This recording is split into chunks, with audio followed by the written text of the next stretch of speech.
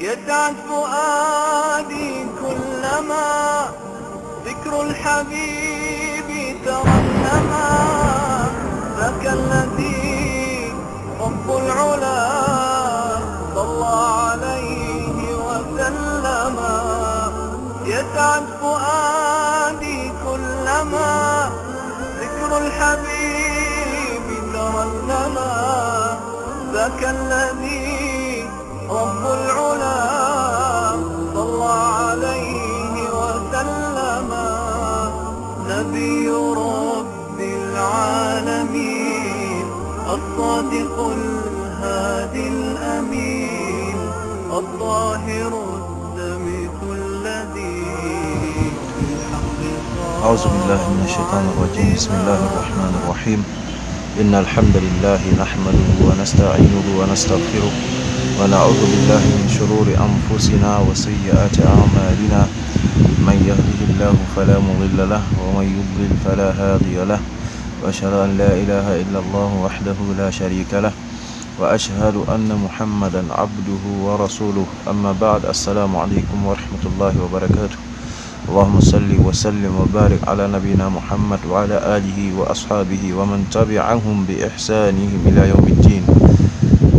alhamdulillah, tey dañ leen di présenter benn munaqasha, benn débat, benn waxante boo xam ne dafa am diggante Abu Ahmed bu daawa au Sénégal ak benn chrétien bu ñuy wax Louis Diédhiou, dëkk di liggéey fële ci Sococim, mu nekkoon fa koo xam ne dafa xaw fitnaal jullit ñi.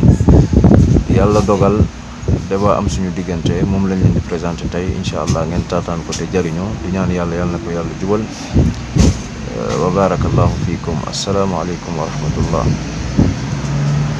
fu mu jóge mën naa jóge ci man, mën naa jóge ci yow. waaw li ci ëpp solo mooy bu feeñee rek ñu daal di koy jëf. loolu moo ci ëpp solo. ba pare waxtaan bi bañ a nekk waxtaan boo xam ni nekk da ngay jéem a noot sa morom, loolu amul njëriñ. parce que loolu bu xasee am rek nit ki dootul dégloo pour jëriñu, waaye day déglu pour bëgg a tontu. comprendre nga.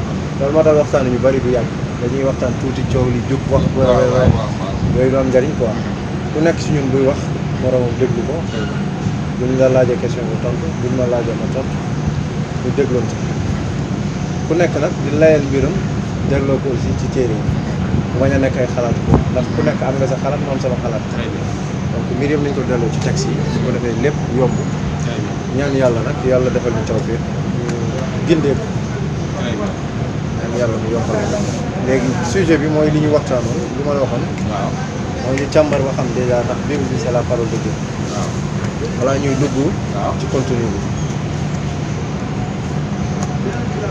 parce que keroog waxoon naa leen ne nañ jël benn thème mu proposé la entre Ibrahima ak Ismaël ak Ismaël nga ne ma déedéet yow da nga bëgg ñuy attaqué dama bi balaa ñuy commencé balaa ñuy foofu quoi. balaa ñuy dugg ci contenu bi. Très parce que bien. mbir balaa ngay soobu ci biiram moom ci jëmmi moom dañu war a xool ndax wér na wala wérul. xam nga alquran tey bu fekkoon alquran wérul. waaw du soxla ñu ciy sukkandiku pour di jéem a saxal wala ñuy dàq dara. je te pose la question. loolu moo tax mën na la yow kon da nga gëm ni kon privé bi kon wérul. loolu mooy débat tey bi nag. très bien loolu mooy débat tey bi. très bien. waaw léegi. léegi bàyyi mbàyyi kàddu bi.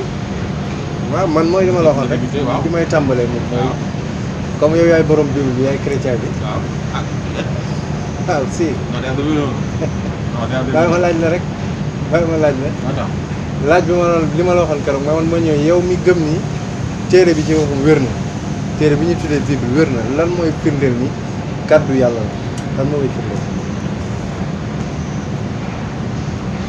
bon débat bi c'est-à-dire soo ma accusé ci dara. ah man maa la war a wax li ma la accusé. très bien. man ba léegi waxaguma ndax wér na wala wérul, dama laa laaj ndax wér na. bu ma laaj ndax wér na est-ce que yow je suppose que yow pour yow wérul. mën na nekk parce que man comme xaw ma lépp. Très bien. waaw man moo tax ma laaj. su ma la nee par exemple yow dëkk ko d'abord balaa parce que yow mi accusé. kon accusé boo accusé yaa war a indi say preuve. léegi bàyyi ma yombal mbir bi mu gën a gaaw waaw man dama jàpp ni waaw ay waxu yàlla ngi ci biir waaye ay waxu nit a ngi ci biir ak ay jëfu nit très bien. donc pour tënk dama jàpp ni téere bi kenn mënta wax ni kàddu yàlla la intégral waaw li tax ma wax ko nag ay mbir la dafa ay mbir yu bëri yu nekk ci biir yoo xam ni pour man wérul d'accord mën naa juum nga jubbanti ma gàgganti ma du dëgg waaw pour man wérul d'accord bokk na ci li may njëkk a laaj waaw balaa may laaj sax damay xamle ni borom bi tabaaraka taala muy yàlla du borom bindee fi moom dafa mat il est parfait ses œuvres sont parfaites du dëgg ay jëfam dafa mat waaw ay jëfam dafa mat ay waxam dafa mat d'accord nañ ci loolu donc lépp luy njuumte kenn mënu koo askanale lépp luy fàtte aussi kenn mënu koo askanale ah li ma lay njëkk a fi ma lay njëkk a delloo mooy évangile de Luc yor nga Bible waaw yow nag waaw ubbil évangile de Luc évangile Luc waaw waaw soo bëggee ma abal la yow naa Luc chapitre 3 chapitre 3 waaw waaye ñu wal gëstu ko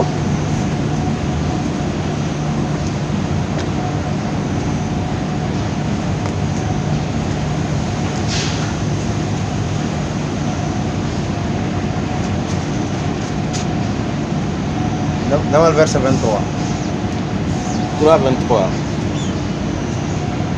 ok. lire Jésus avait environ 30 ans lorsqu'il commença son ministère, étant, comme on le croyait, fils de Joseph, fils d'Élie. waxu yàlla la wala waxu Luc la Jésus avait environ koy wax mooy li ngay wax amoo ci xam-xam bu wér maanaam da ngay nattable xam buñu ne diw est né vert mooy amuñu exactitude ci juddam du dëgg léegi kan mooy wax fii waxu yàlla la wala waxu Luc la su fekkee ni ko chrétiens yi jàppee mooy Bible bépp waxu yàlla la donc waxu yàlla la war a doon te su fekkee lii waxu yàlla la dafa garaaw ndax yàlla xamul sax Jésus kañ la commencé ministère am léegi ma bàyyil delloo la laaj bi ndax waxu yàlla la wala waxu Luc la Très bien. Voilà. Pardon. Pour couper courant, li nga wax ni dama ci ànd la Bible en tant que telle xoolal elle n'est pas à 100% la parole de Dieu parce que lu tax parce que ay nit a ko bind macha allah ay nit a ko bind kon su point la yaakaar naa day war fee yàlla quoi. léegi dafa am ay mbir yu bëri yoo xam dafa aju waaw ci pas-pasu chrétien yoo xam ni waaw dañ ko dugal ci làmmiñu Jésus waaw te boo demee parce que dañuy wax ni Ancien Testament waaw dafa prédire ñëwu Jésus waaw prédire mission maanaam dee bi mu waroon dee ci croix bi waaw pour sauver nit ñi waaw man dama ne loolu amul ci Ancien Testament ah bon waaw d'accord su fekkee am na waaw nga andil ma ko su fekkee amul nga ne ma amul ñu jàll ci leneen évidemment am na am pagay lan mooy firnde ni am na ñu te renvoie demal Ésaïe 53 Ésaïe 53 ay ca liira Ésaïe 53 apparemment je vois que yéen musulmans vous connaissez bien la Bible quoi ah et malheureusement hein waaw vous connaissez la Bible mais ce qui est bizarre da ngeen nanguwul lu Bible wax ah li ngay nangu mooy li la convaincre lu dëgg non mais si non xaaral mais parce que lu nga nga nangu ah excuse-moi c'est pas méchant hein non y a pas de souci de mauvaise foi loolu mën naa nekk parce que ça contredit yow ta pensée parce que ça contredit hein ta croyance religieuse waaw léegi d'accord est-ce que d'accord ci lu ma la wax man d'accord mën na loolu mën na valable ci ay nit mais man c'est pas mon cas xam nga lu tax surtout waaw bu la boo demee ci Actes des Apôtres chapitre 17 waaw verset 7 wala 9 juif yi à chaque fois bu leen nit waxee dara dañuy examiner la parole de Dieu. waaw pour xool ndax nit ki li muy wax dëppoo na ak téere bi li muy jàngale. comprendre nga d'accord oui. léegi man lépp lu ma la wax bu ma ko mënul layal ci téere bi rek xamal ni damaa topp sama bànneex. d'accord boobaa je suis de mauvaise foi. d'accord du dëgg. d'accord. léegi nañu lire Ésaïe 53 ba xam. 53. ndax loolu lay wax. d'accord ñu ne fii on commence ci verset 1 wala 5 quoi. Donc ñu ne fii qui a cru à ce qui nous a été annoncé, qui a reconnu le bras de l'Éternel, d'accord? Il y a une interrogation. Il s'est élevé devant lui comme une faible plante, comme un rejeton qui sort d'une terre desséchée. Il n'avait ni beauté ni éclat pour attirer nos regards, et son aspect n'avait rien pour nous plaire.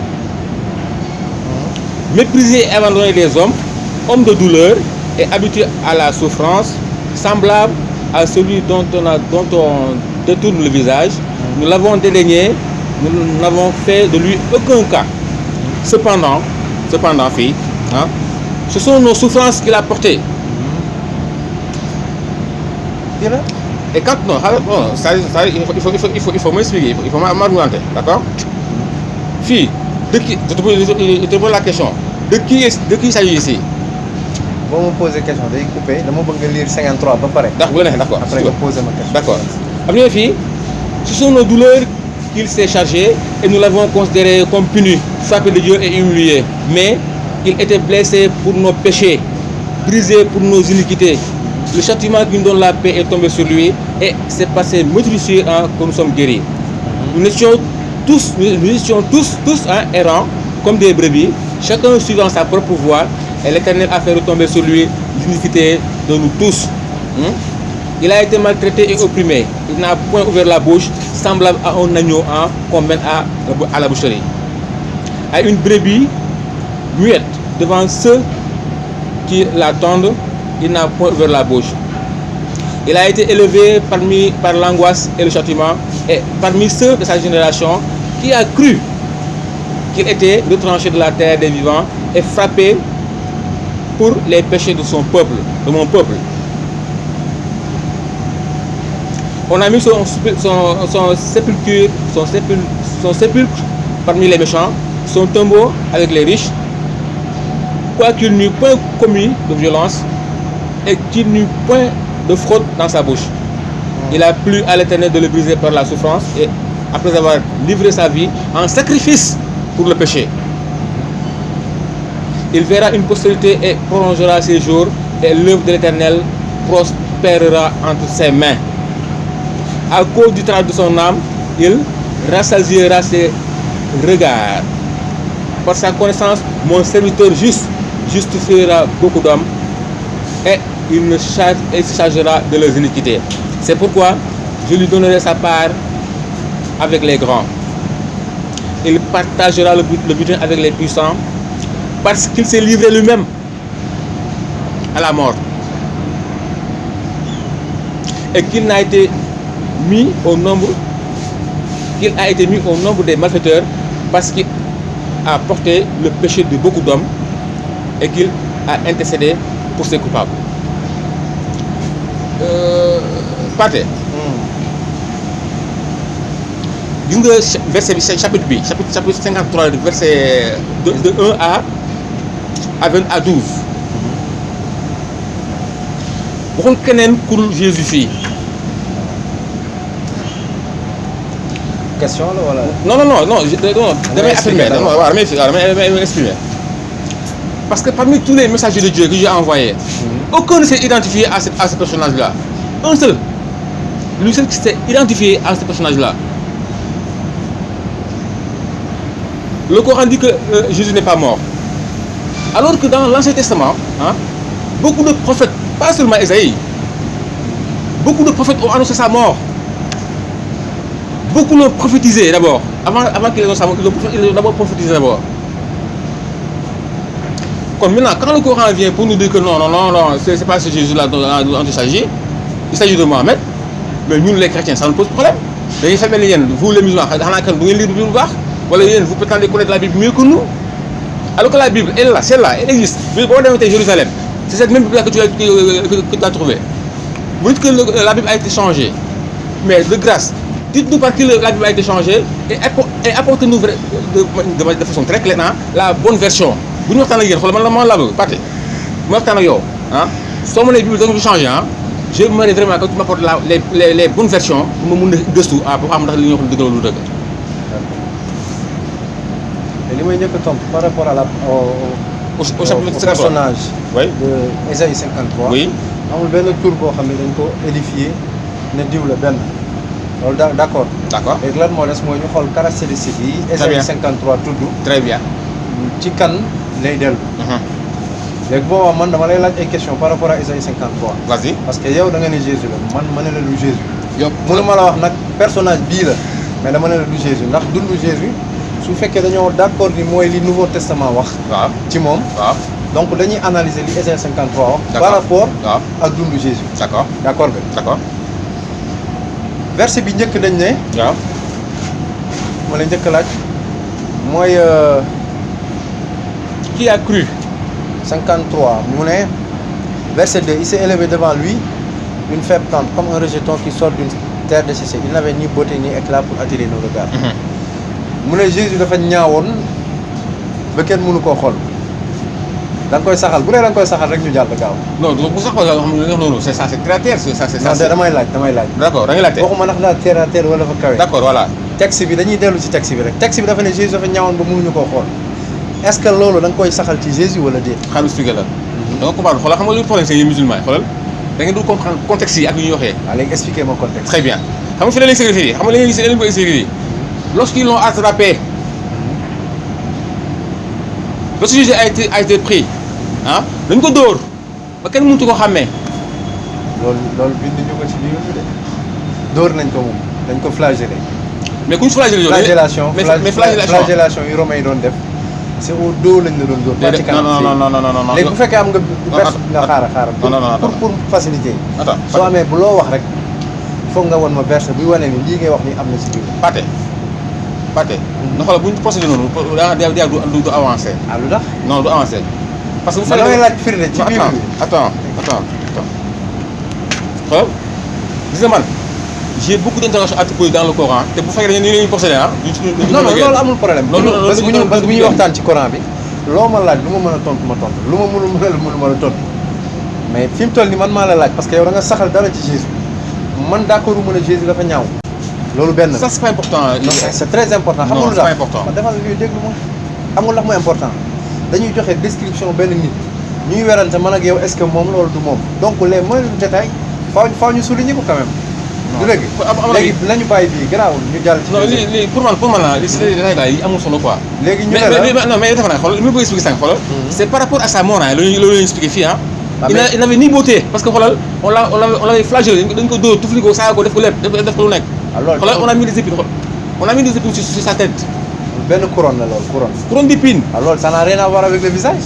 ah mais si yow bu ñu dóoree boo ñu def épine sa boo naajtee yow. non ça non xoolal Pathé. damay ñu traîner foofu. non là c'est pas important xoolal non je veux qu'on discute de façon sérieuse xoolal puis xoolal. may dugg ci détails yi xam nga lu am solo. xoolal fa ñu dem ci li am solo li gën a am importance. ci laa jëm nii moo tax ma ne la voilà.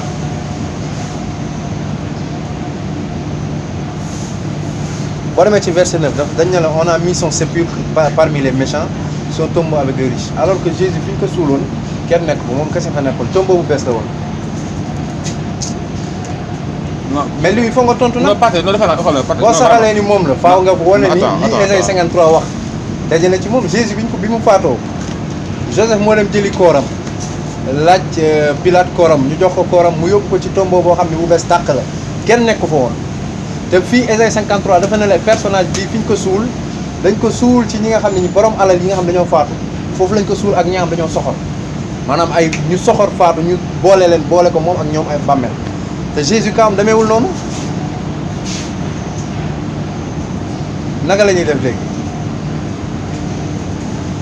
parce que tamit lii mooy tax ñu mën a identifier personnage bi. non attends xoolal Pathé.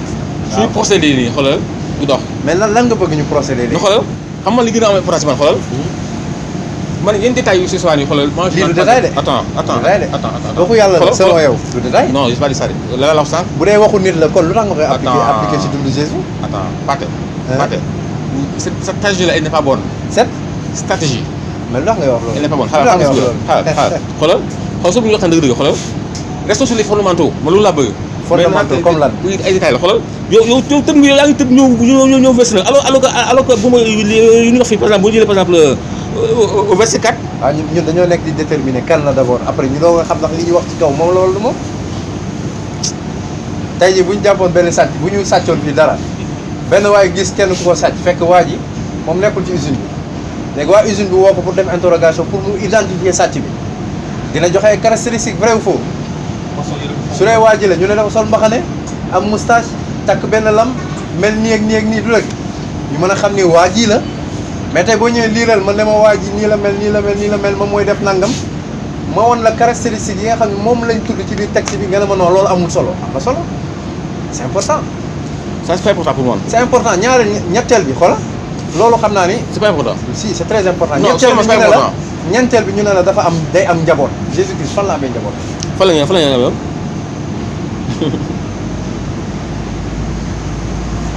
53. waaw. boo demee ci verset 10 il a plu à l'Éternel. waaw. de le briser par sa souffrance après avoir livré sa vie en sacrifice pour le péché. Il verra une postérité et prolongera sa vie. maanaam day am njaboot ba pare yàlla guddal fanam Jésus-Christ fan la amee njaboot. Ésaïe 53 chrétiens yu bëri dañ koy jël te duñ ci bàyyi xel fenn rek la ñuy jafandu lan moo tax duñ ci bàyyi xel mooy il a porté nos iniquités bu ñu gisee loolu fàtte nañ li ci des te loolu booy def recherche scientifique bu sérieux da ngay jël texte bi yëpp en vigueur xool texte bi yëpp li muy wax détaillé ko benn par benn pour mën ko appliquer nit mais doo ñëw jël benn bu la arrangé rek nga ne noonu lii comme ñu ngi wax à l'église que ni Jésus est venu porter nos péchés ma gis lii ci Ésaïe 53 donc je le mets directement sur le dos de Jésus dama naan la déedéet il faut qu'on étudie le texte intégralement. Attends. Que veut dire postérité? Postérité mooy njaboot demal dictionnaire bu la neex. D'accord, attends, waaw. mooy descendance. D'accord, attends.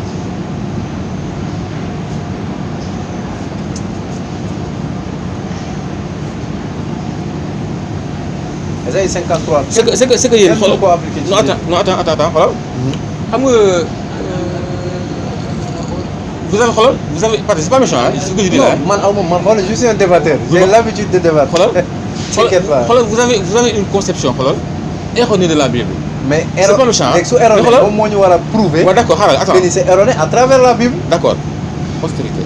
su nit waxee lu dul dëgg te mu am preuve bu firndeel ni li muy wax du dëgg dañuy dellu ci preuve yi pour wane ni kii li muy wax du dëgg mais suñ taxawee nii rek di wax non li ngay wax du dëgg li ngay wax du dëgg te amuñu firnde buy wane ni kii li muy wax du dëgg boobaa kenn du mën a gëm ni li ngay wax kii li nga koy tuumaal loolu am na puisque man damaa sukkandiku ci ay textes pour wax la ni li ngay wax del du kenn mënu ko appliquer ci Jésus sukkandiku ma sama xel wala ay samay passion mais ci texte damaa lire texte wax la delloo la texte bi Ésaïe 53 même savant chrétien dañ ci am problème. non am ngeen problème. si man damay lire exégèse yi. déglu ma rek pas du pour débat ci savant chrétien yi. damay lire ñoom seen tafsir maanaam explication bible bi bu ñu accès ba ci Ésaïe 53. versets yi dañ ciy am problème parce que mënuñu ko appliquer Jésus-Christ. mënuñu ko appliquer alors que yow. ana jabootam mais da ngaa tëb. da ngaa tëb yow non li ma tëb nee naa la man li ma tëb ba léegi weddeeku ma ko li ma bëgg moo ñu saxal nit ki d'abord. d'accord doo ko teg loolu ci kaw. d'accord suite de ceux qui descendent d'une même origine.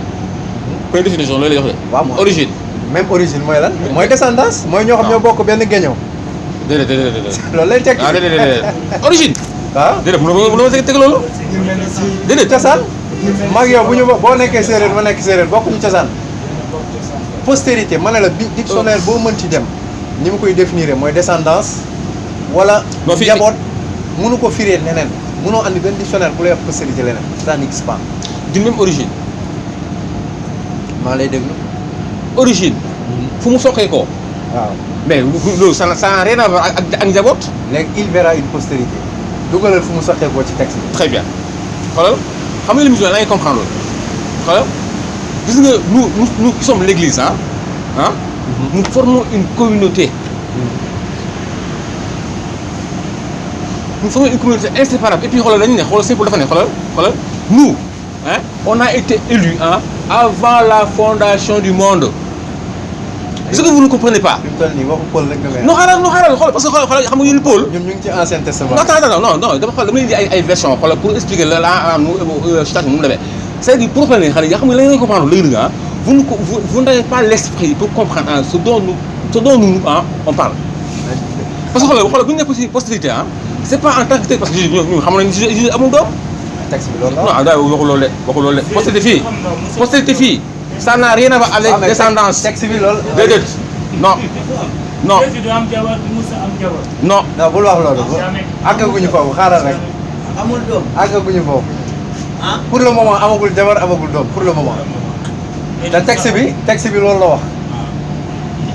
léegi moom man ni ngay def ba won ma ni xoola ba won ma ni Jésus lii tekkiwul descendance man loolu rek lay dégg. non loolu laa expliqué nii c'est parce que xool da ngay comprendre xool jox ma lu concret ma xam ni li ngay wax lu xoolal loolu laa expliqué pour nga comprendre xoolal gis nga ñun les chrétiens xoolal nous formons une communauté et puis cette communauté là xoolal elle a existé bien avant la fondation du monde. même mot bi ngay wax chrétien sax Jésus xamu ko Jésus n'a jamais entendu le mot chrétien. ni nga xam ne chrétien ni nga xam ne mooy chrétien. kon chrétien jógewul ci moom loolu lu jar a bàyyi xel la. non gis nga yéen musulman xoolal wuti ne xoolal des langages yoo xam ne xoolal c'est incompréhensible xoolal non si ne parce que man ñu tey musulman mais que te diga mais sama téere war nañ fa fekk ni yàlla moo ñu tuddee musulman suñu diine mu tuddee ko islam du ñun ñoo koy créer suñu bopp parce que mbiru yàlla du mbiru doomu aadama. xoolal chrétien Jésus musul dégg moo chrétien christianisme mës ta génn ci gémmiñam chrétien ak christianisme mu ngi jóge ci ay païen ay ceddo yoo xam dañoo gis Paul ak Barnabas dem Antioche en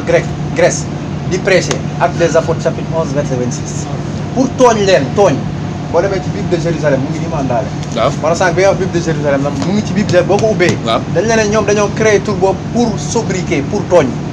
pour tooñ chrétien yi. mën naa la jox verset bi nga liiral ko sa bopp. université ma xool.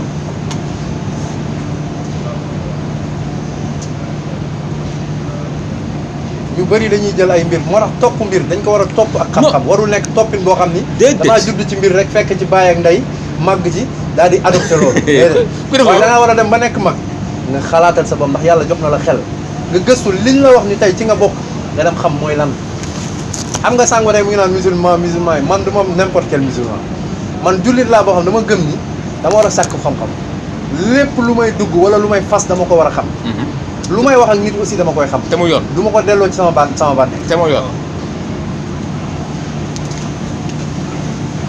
ubbil Actes des Apôtres. Actes des Apôtres. chapitre 11 verset 26.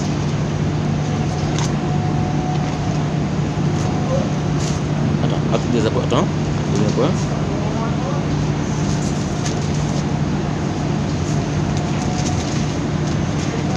Chapitre 11.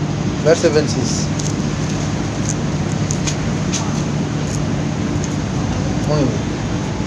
Waaw. Mais lire à partir du verset 25, 26. Il y a une note explicative K sur le verset 26. Après nga dem ci suuf nga xool lan la gars yi wax ci suuf. Mën nga lire ñoom ñu dégg comme ça ñu xam ne li may wax mu ngi ci biir. À partir du verset 25, 25 mu ngi nii. 25 d'accord, 25 ouais.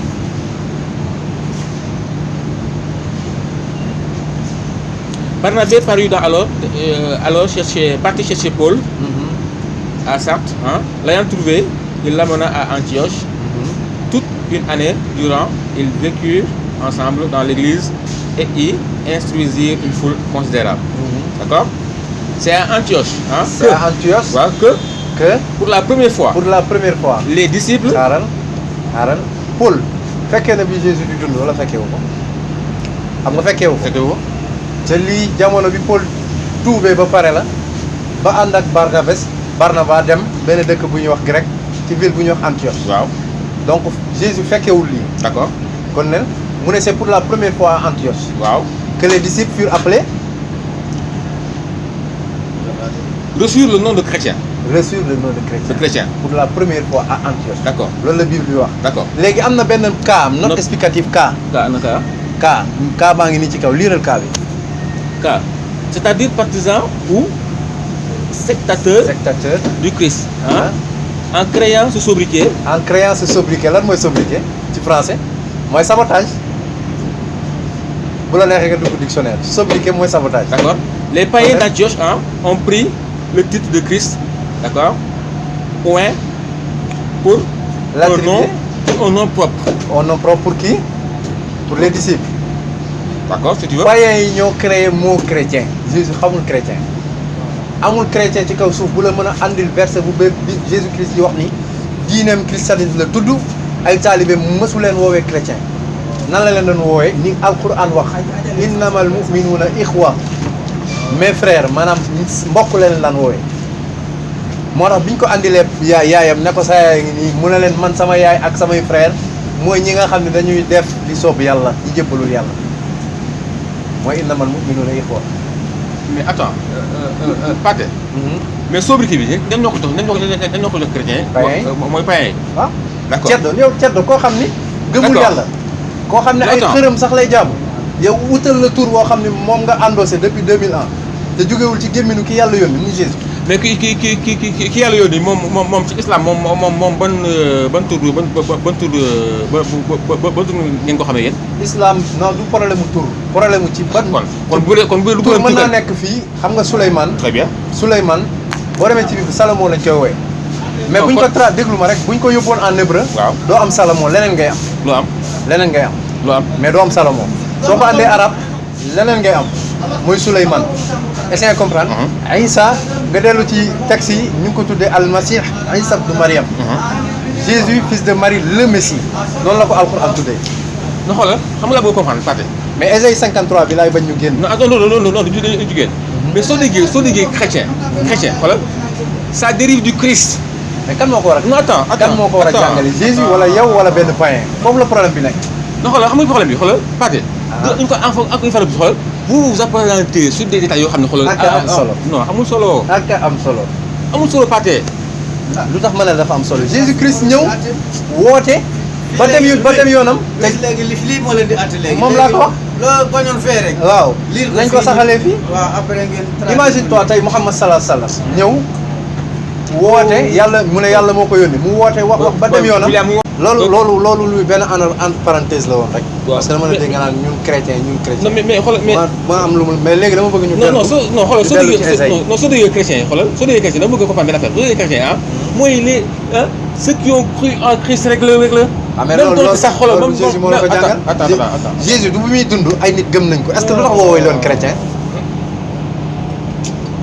dama lay laaj lu tax woowee leen chrétien non kon il faut moo leen Ah, bien sûr. lan la signification chrétien réellement. chrétien yi waa ji Bible bi wax mais na la sobriquet rek la mooy sobriquet rek. sectateur de Christ mooy ñoo xam ni maanaam dañoo mel ni ñuy askanewoo Jésus maanaam dañoo nekk ay secte par rapport à Jésus Christ non, xam nga chrétien xam nga- c'est le christianisme. kan moo leen jox tur boobu c'est important non xoolal Pathé. xoolal dafa mel ni mooy exemple bi ma la jox léegi dafa mel ni Muhammad sallam ñëw woote ba dem mu jóge fii diine nu mu tudd xamuñu ko ay ceddo yu jóge Casamance ñëw ne yéen seen diine islam la tudd ñu nangu tur yéen musulman ngeen tudd ñu nangu tur est-ce que loolu jaadu na loolu jaaduwul Muhammad mi yàlla yónni moo war a wax diine nu mu tudd ñi koy topp lan mooy seen melokaan ak nan lañ leen di woowee loolu moo jaadu mais encore une fois loolu parenthèse la pour bàyyi loo leen xel ni Jésus xamul Yeshua wala xoolal à vrai dire xoolal man d'une certaine manière moom mun naa d'accord ak yow parce que xoolal gis nga le mot même Jésus Christ xoolal d'après les enseignements man que j'ai reçu xoolal nee nañu xoolal c'est pas son vraie appellation. Yeshua mooy vrai turam. Très bien. Jésus c'est un nom qui a été créé par les de Yeshua très bien en Jésus. très bien buñ ko yóbbee ci arabe Isa la lay jox loolu amul problème loolu problème tur rek la. non kooku tur yi ça varie selon les langues. ça peut varier selon les langues. d'accord yow suñu waxtaan dina ne parce que on va se comprendre xoolal man ne xoolal gis nga boo xoolal bu dee dañuy jël texte yi rek comme Goussouda c'est juste pour t'expliquer xoolal bu ñu jëlee chrétien lu mu chrétien ah c'est pour te montrer xoolal les disciples du Christ même bu dee yow da nga ko def comme un sobriquet xoolal. d'accord nga ni jógewul ci yàlla. non attends Jésus turam dëgg-dëgg ah Yeshua Hamashia la. non Hamashia mooy al-Masih mooy le Messie. waaw le Messie. Messie c'est un attribut. Messie du tur. Messie mooy loin de Dieu c'est lui qui a été oint par Dieu. mais c'est le Christ. il a été loin. waaw d'accord Christ mais on peut l'appeler loin. non waaw déglu ma ne waaw déglu dama la bëgg a wax ni du tur waxuma la kenn du ko woowee oint. ah kon bu ma nee Hamashia turam Yeshua la. non xoolal. loolu mooy turam. Pathé fonction bi mu occupé nag mooy le Messie. waaw le Messie. waaw est-ce que bu ñu nee le Messie loo xam ne Hamashia la. Bible dafa bëri ay Messie. Non, non, ça c'est autre chose. ah tu es sûr Non, ça c'est autre chose. hein Déedéet. ah bu ma la ko wanee nag indi ma kenn. bu ma la ko wanee Un Messi. am na un autre Messi. Moom amul fenn. Messi bu bokk la Messi ba. y a des dafa am un Messi ak le Messi. Un Très Messi c'est indéfini le Messi c'est défini bu ñu waxee le Messi. waaw mooy le Jésus Christ. lañ ci jublu Voilà. mais tous les prophètes de la Bible sont des Messi. Qu'est-ce que tu entends par Messi? par rapport xaaral Messi mooy celui qui a été oint par Dieu. D'accord. Même Saul il a été oint par Dieu. Non. David a été oint par Dieu. Salomon a été oint par Très Dieu. bien. Tous les anciens prophètes de la Bible des enfants d'Israël sont des Messi. léegi bu ñu waxee le Messi. Le avec adjectif défini. Attribut défini. waaw mooy le boobu. bu ñu ko D'accord. waxee Jésus lañ ci jub. d'accord naa ak yow. non d'accord naa super. Comprendre nga. d'accord naa ak yow. D'accord. d'accord naa ak yow. mais ça ñoom dafa naan y a un point à souligner un point très important à souligner. waaw ñoom seen onction. ah bokkul ak bu le Christ. c'est normal bokkuñu fonction waaw yi ñu très bien. c'est normal. waaw boo d'accord rek. dafa mel ni Moussa ak Daoud très bokkuñu bien woon mission. très bien bu nekk liñ la oindre ci loolu ngay nekk. très bien. waaw. kon le point. foofu amuñu ci problème léegi nañu dellu suñu essai d'accord 53. ñu ko ni ci 53. wala boog danga ngeen xool non waaye gars yi. xool demee xoolal bu tàngee rek ngeen ñëwaat d'accord duñ fa dugg tant que seetlu duñ fa dugg. suba ginnaaw suba sax dugg non non non bu dee du suba moom ñu fa dugg suba. bu suba moom d'accord mais pas tey. bëgguma la ñàkk léegi tey moom bëgguma la ñàkk léegi. ñu dem non est-ce que lui dina ma dugg. ñu ngi essayé 53 man dama dugg man dama dugg. ah lui dafa mel ni guerrier la de moom. oui man dama dugg de man dama dugg waaw. essayé gis. waaw. léegi fii war na ne kii day nekk koo xam day am njaboot boo demee ci yeneen version da lay wax ni day am xola man dama àndaale ay bible yu bari. waaw. mën naa la ubbil bii ubbil la yeneen même chose lay wax day am njaboot. day am njaboot la postérité. postérité. d'accord. ci Ésaïe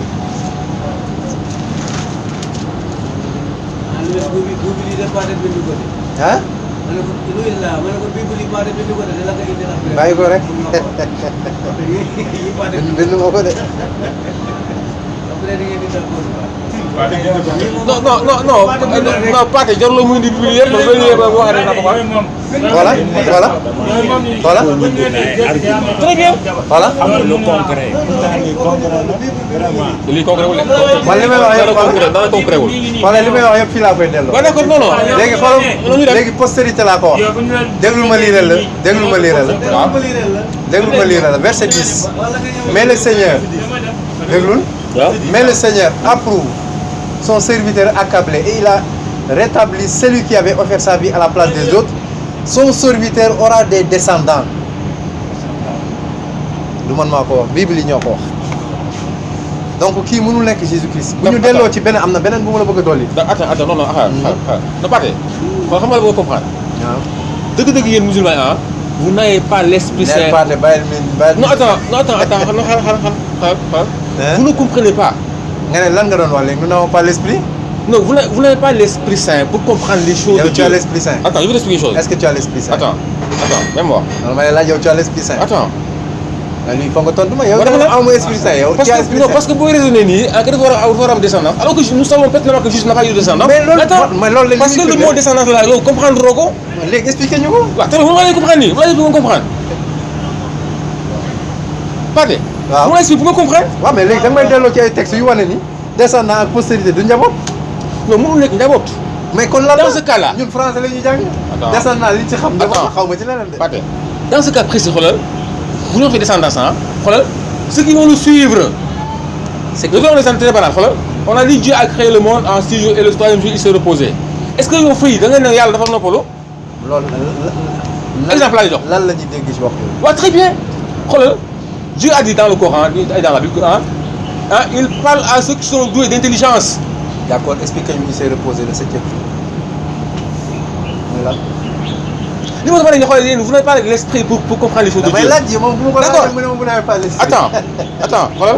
et puis loolu ngay wax bàyyi ko xam nga lu tax ma ne la bàyyi ko. moi je suis à l'aise xoolal. Vous n'avez pas l'esprit, dafa la langue. Loolu Attends. bàyyi ko. Jésus-Christ a prêché Simon-Pierre, il n'a jamais reçu le Saint-Esprit. Si on peut- Il a prêché tous ses apôtres. Ouais. Ñu topp ko quand est-ce que les apôtres ont reçu le Saint-Esprit. La Pentecôte. Dam Pentecôte kañ la à la Pentecôte bi Jésus Christ di yéeg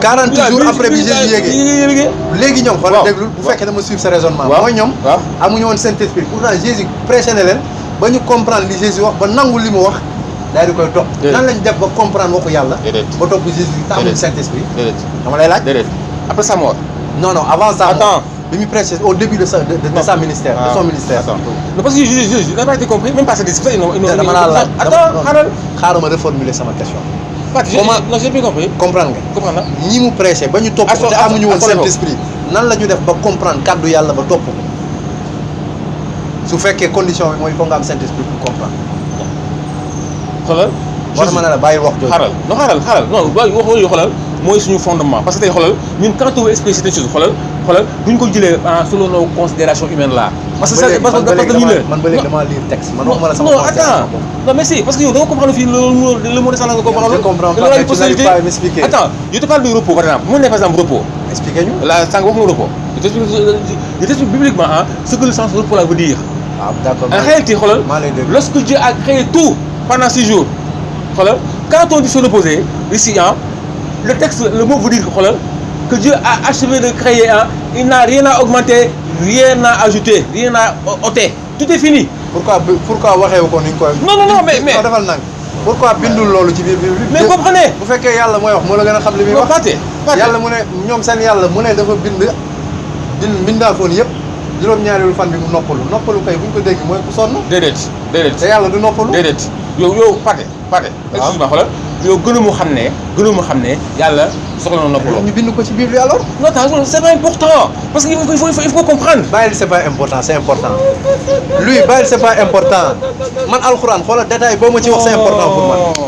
bàyyi yow yow lii on va y venir sur le Coran. amul problème sur le Coran. mais xoolal Pathé xoolal. Ésaïe 53 bi attends xoolal excuse-moi c'est pas méchant xoolal mais nag nga am de la hauteur xoolal fu nga seetlee xoolal war nga mën a comprendre aussi quoi. même bu dee sax non attends xoolal yow pourquoi nga bëgg yow ñu expliquer ko comme ni nga ko bëggee te nangoo ñu wax ko comme ni ñu ko waxee nii. expliqué wu ma ne damaa lire. non d'accord non dafa naan non xoolal. man expliqué wu ma damaa lire. non nee nga. su doon damaa lire benn mot ba pare. attends ne nii la ñu war a déggee mot bi. non Pathé maa ko expliqué. Pathé mais man dama lire andil ko ñaari version yoo xam ni yëpp ay téereem la. xoolal Pathé. donc sànq jox nga ma Bible de Jérusalem. waaw nga indi ma ay textes référence. waaw d'accord comme xam nga yow fële ko xëy na yow bon bu dee comprendre nga sax mais yow pour nga mën a am assise pour toog bu baax da nga ma indi lan. non pour toog bu baax de. non si pour nga bañ a foog ni damay créer. loolu non amul importance xoolal man en tout cas soo créé man xam naa waaw léegi xoolal revenons damay bañ ñu perdre temps non timis bu xasee jot fii lay lëndëm du dëgg. Pathé non Pathé man Dakar laa ñëwi fële ci Castor. non il faut point bu leer quoi il faut nga comprendre ma ci laa la bëgg a wax. xoolal c'est pas dit que impérativement koy ni nga ko bëggee noonu lañ ko war a waxee. man sax waxuma loolu. dossier loolu nga parce que nee nga sànq. waaw yow loolu ñu ko wax ni nga ko bëggee. non nee nga sànq. moom ni nga koy xalaatee la ma koy jéem a wax. naata te man dama ko delloo ci ay textes. naata nee nga sànq lu tax ni mu ko expliqué nii lu tax waxuñu ko noonu ci. non déedéet li nga wax sànq. dama ne la li nga wax wàllu repos. waaw man la su fekkoon noonu la demee. noonu lañ koy bindee ci Bible bi demeewul noonu. ah bon déedéet dafa am benn point détail bu sew bu ma lay fàttali. Bible bi biñ koy njëkk a bind on l'a écrit en grec. kenn bind ko en hébreu. très bien grec lañ ko bind lan moo tax ñu koy bind en grec. Jésus n'a jamais parlé grec. Jésus parlait hébreu et araméen lu tax ñu koy bind en grec. loolu am na sens. yow ñu yónni la Casamance. fi ñu la yónni joolaa la ñuy làkk. ñu dem jël làkku pël bind ko ci téere bi ñu la yónni jox loo ko ne la dama jox ko joolaay. est-ce que loolu xellu na. loolu xellu loolu nag ñi ko bind xam nga christianisme. bind yii yëpp mu ngi tàmbale. ci ay presque 100 et quelques années après départ de Jésus. te lii bi mi ngi matale presque mën nañu wax ni ay 1500 et quelques gannaaw bi Jésus demee léegi ñu ko bind ñi ci bëri ay romains lañu woon yoo xam dañoo tuub dugg ci islam. première église bi njëkk a am église catholique la romaine. Bible de Jérusalem mooy première Bible. ñu ngi ko bind en grec te ñi ko bind dañoo amoon pas-pasu gëm ni ay yàlla yu bari ay fils de Dieu yi ngay dégg yëpp grec yi ñoo ko njëkkee ak romain te ñoom ñoo njëkk a bind Bible. donc pas-pasu ay yàlla day noppaloo ay yàlla day nangam loolu ci ñoom la jógeewul ci làmmiñu Jésus wala ci làmmiñu Moussa wala ci làmmiñu yàlla jógewul ci ñoom. moo tax boo demee ci alquran yàlla dafa ne moo bind asamaan ak suuf lan la ci teg wa maa massanaa min lughub ba pare yëgul coono ci mbir moom pour corriger ñoom li ñu wax ni yàlla dafa noppal donc loolu dafa jar a bàyyi xel léegi ñu delluwaat ci Ésaïe 53 Ésaïe 53 d'accord ñu tëb boobu parce que boobu xam naa ne fii ba suba mënoo ma expliquer non, dañuy- descendance ak postérité lu muy teg non non non mais demal ci verset demal ci verset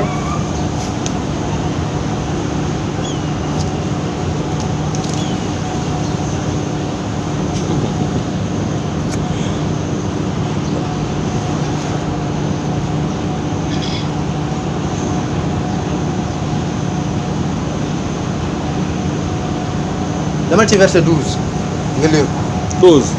C'est pourquoi je lui donnerai sa part avec les grands. ah Il partagera le butin avec les puissants. butin il partagera le butin avec les puissants gannaaw bi yàlla waxee ni ñoom seen yàlla bible bi neex na day am doom ba pare yàlla guddal fanam mu ne dina ko jox butin boole ko ñi nga xam ne ay kilifa lañ ponkal lañ ci jamonoom ñu seddoo butin boobu jamono boobu. te butin fu ñu ko waxee mooy li nit ki di màng après guerre léegi nag maa ngi lay déglu puissant yooyu il partagera le butin avec les puissants Jésus-Christ quand est-ce qu'il a fait la guerre pour partager les butins? Donc je reviens là-dessus encore un pâté. Oui. Gis nga yéen non attends xoolal non attends xoolal xam nga le fait d'avoir des idées préconçues ah. préconçu mooy lan. waaw loo xam ne dama ko préparé. waaw waaw la ton préparé moo ko def man attends. damaa yàgg gëstu. non attends préparation. non comprendre lu wax c'est-à-dire quand on a des idées arrêtées il est arrêté ah ok. d'accord. moi j'ai les idées arrêtées. non bu déggee idée arrêtée maanaam xoolal c'est-à-dire xoolal waaw Moustapha. c'est-à-dire xoolal. Hein? waxuma la pour xas la c'est pas méchant hein. non Voilà, t'inquiète très bien. t'inquiète même pas. Ouais, d'accord. Ça, T'inquiète su ma nee par même exemple pas. ah des idées préconçues. c'est-à-dire yéen vous fondez sur une chose xoolal au lieu que ngeen gëstu ah essayez de comprendre ñun lan la ñuy wax ah. xam nga yow nit nga. vous dites Yow non nit non nga. non yéen yaa fa xoolal. déedéet nekk ci texte bi ñu jël ko. yow nit nga am xel man may nit am xel nga ne léegi man xalaatuma yow yaa xalaat ñun comprendre yéen a comprendre mais li ngeen comprendre texte yaa ngi nii expliquez ñu c'est simple. Ésaïe 53 jël ko nga teg ko fële ça ne parle pas de Jésus. ça va le kii. d'accord identité bi xamuñu ko man bi ñu commencé laa la ko nee naa la amul benn tur bu ñu tudd amul tur bu ñu tudd ne diw la. d'accord très bien. mais ça ne parle pas de Jésus parce que ce qui est appliqué dans D'accord. Ésaïe 53 ne s'applique pas à Jésus. d'accord. yo bu fekkee am nga beneen prophétie nga andil ma ko te man mën naa la jox prophétie. waaw buy wane ni Jésus-Christ n'est pas mort à la croix. non d'accord non ça on va revenir là-dessus on va revenir là-dessus. man dama lay jox bu leer. boo xam ni non non Jésus-Christ n'a jamais été crucifié. waaw ni tué bibliquement je dis pas coraniquement. d'accord bien publiquement non mais xoolal avant de venir ça yow pare nga ci idée 53 fii rek laa ci doon laaj. pare nga ci waaw pare nga ci. pare naa kon yow booy waxtaan nit ñi yéen ngay jël pour dóor leen quoi. lii kese. kese lii kese laa leen laaj mën naa la bàyyi nag 10 ans nga recherche. léegi yeneen non doo bàyyi ma recherche tamit mais yeneen verset nag yow doo waxoon ci dara. yeneen versets yi dañ koy appliquer gannaaw bi ñu xamee. ah ni diw c'est-à-dire ki ñu ko bëgg a appliquer ñu xam kan la d'abord. essayez comprendre dem nañ ci Jésus xool nañ dund Jésus gisuñu ci loolu. non donc mënuñu ko appliquer Jésus. waaw d'accord defal naa léegi moi je te pose une question ah. c'est simple. ah fii ñu ne fii cependant ce sont nos souffrances qu'il a portées il s'agit de qui. souffrance de kii kan moo doon souffrir ba mu koy porter kan moo doon souffrir wax ñu dëgg kan benn disciple dóoruñu ko avant Jésus-Christ avant ñuy rey Jésus selon Bible amul benn disciple bu ñu laal bal sax ñoom bi ñu jàppee Jésus dañoo daw ñoom ñëpp a daw D'accord. bàyyi ko foofu donc quelle souffrance il a porté. mais il a été blessé pour nos péchés brisé pour nos iniquités le châtiment qui nous donne la paix est tombé sur lui hein. C'est par ces meurtrissures hein, que nous sommes guéris. C'est pas lui encore. yooyu ma ne la yooyu yëpp mënoo ko appliquer ci apôtre de Jésus c'est pas possible. non Pathé yéen dëgg-dëgg ñu on a de sérieux problèmes Pathé. di nga am problème kay. non daa am problème xoolal xam nga xoolal ngeen xoolal fu mu toll nii pour vous ramener xam nga xool le problème am nañu ko xoolal. moo tax le monde attends moo tax début ma ne la luy. Xoolal waxtaan day tegee ci ut dëgg. attends du tegee ci man li ma gëm faaw mooy nekk. attends xoolal attention. gis nga le monde chrétien xoolal ni ñuy doxalee nii xoolal même pour ramener les autres qui sont égarés xoolal day métti xam nga parce que yéen fu mu toll xoolal yéen la plupart du temps xoolal vous vous basez sur le catholicisme hein, pour pouvoir juger la religion je me base chrétienne. sur la Bible pas sur le catholicisme. non ça non sinon c'est. Je me base sur la Bible man j'étais amené des Bibles. William. lii c'est la Bible des évangéliques et des protestants te jàpp naa ne yow doo catholique. Oui très bien. dama andi bible témoin de Jéhovah andi bible Non, non, non, non, non, andi non. bible non déglu ma rek ma wax la li ma bëgg a wax xoolal man bu indoo Sall man dama andi bible yëpp pour Attends. wan la ni attends bu dee catholique nga am naa fu ma mën a waxtaan ak yow Dégg nga. bu dee évangéliste nga am naa fu ma mën a waxtaan ak yow pour bañ ma andi benn bible muy bible catholique nga ne ma non biiru sama bible parce que yàgg na maa dal man du tey laay yàgg laa commencé waxtaan ak chrétien ça souvent yàgg naa dem église di waxtaan ak ay pasteur ak ay curé ah bon fu ne laay dugg foo ma mënti woo bu ma fa mënee dem dama fay dem léegi sànq amoo problème waaw sànq bés bi laa léegi nga ne ma il est mort pour la souffrance de qui dama ne il waaw. a porté la souffrance de qui a souffert ba Jésus di ko porté laal la nag yow kon xamul monsieur Jésus déedéet yow xamul leen monsieur tontu Jésus ma rek xaw ma ko waa léegi xamal ma ko xamul leen ko xamal ma ko léegi andi ma ci gémminu Jésus waaw fan mu xamal ñu lan mooy mission moom xoolal maa lay déglu pour nga wax sànq que Jésus deewul mais bëgg naa xoolal non xoolal on va rester ce point là xoolal indi ma d'abord parce que loolu moom boobu intéressé na ma lool ma xool ko là fi nga ne Jésus il n'est pas mort quoi sur la croix quoi dama lay njëkk a wax benn mbir balaa may dugg ci verset bi dama lay D'accord. andi verset bi gannaaw bu ma la expliqué d'accord amul benn texte biblique de l'Ancien Testament buy wane ni Jésus le Messie devrait venir se faire tuer amul loolu c'est un défi que je lance au monde chrétien ça n'existe pas amul ci Bible ba pare dañoo tuxal aw duur maanaam wax boo xam du dëgg dugal ko ci gémminu Jésus Ah bon? te doo ko fekk ci Ancien Testament ah bon loolu dinaa ci ñëw d'accord mais damay ñëw ci lii David wax d'abord d'accord demal ci Psaume 22 demal ci Psaume 22 Somme 22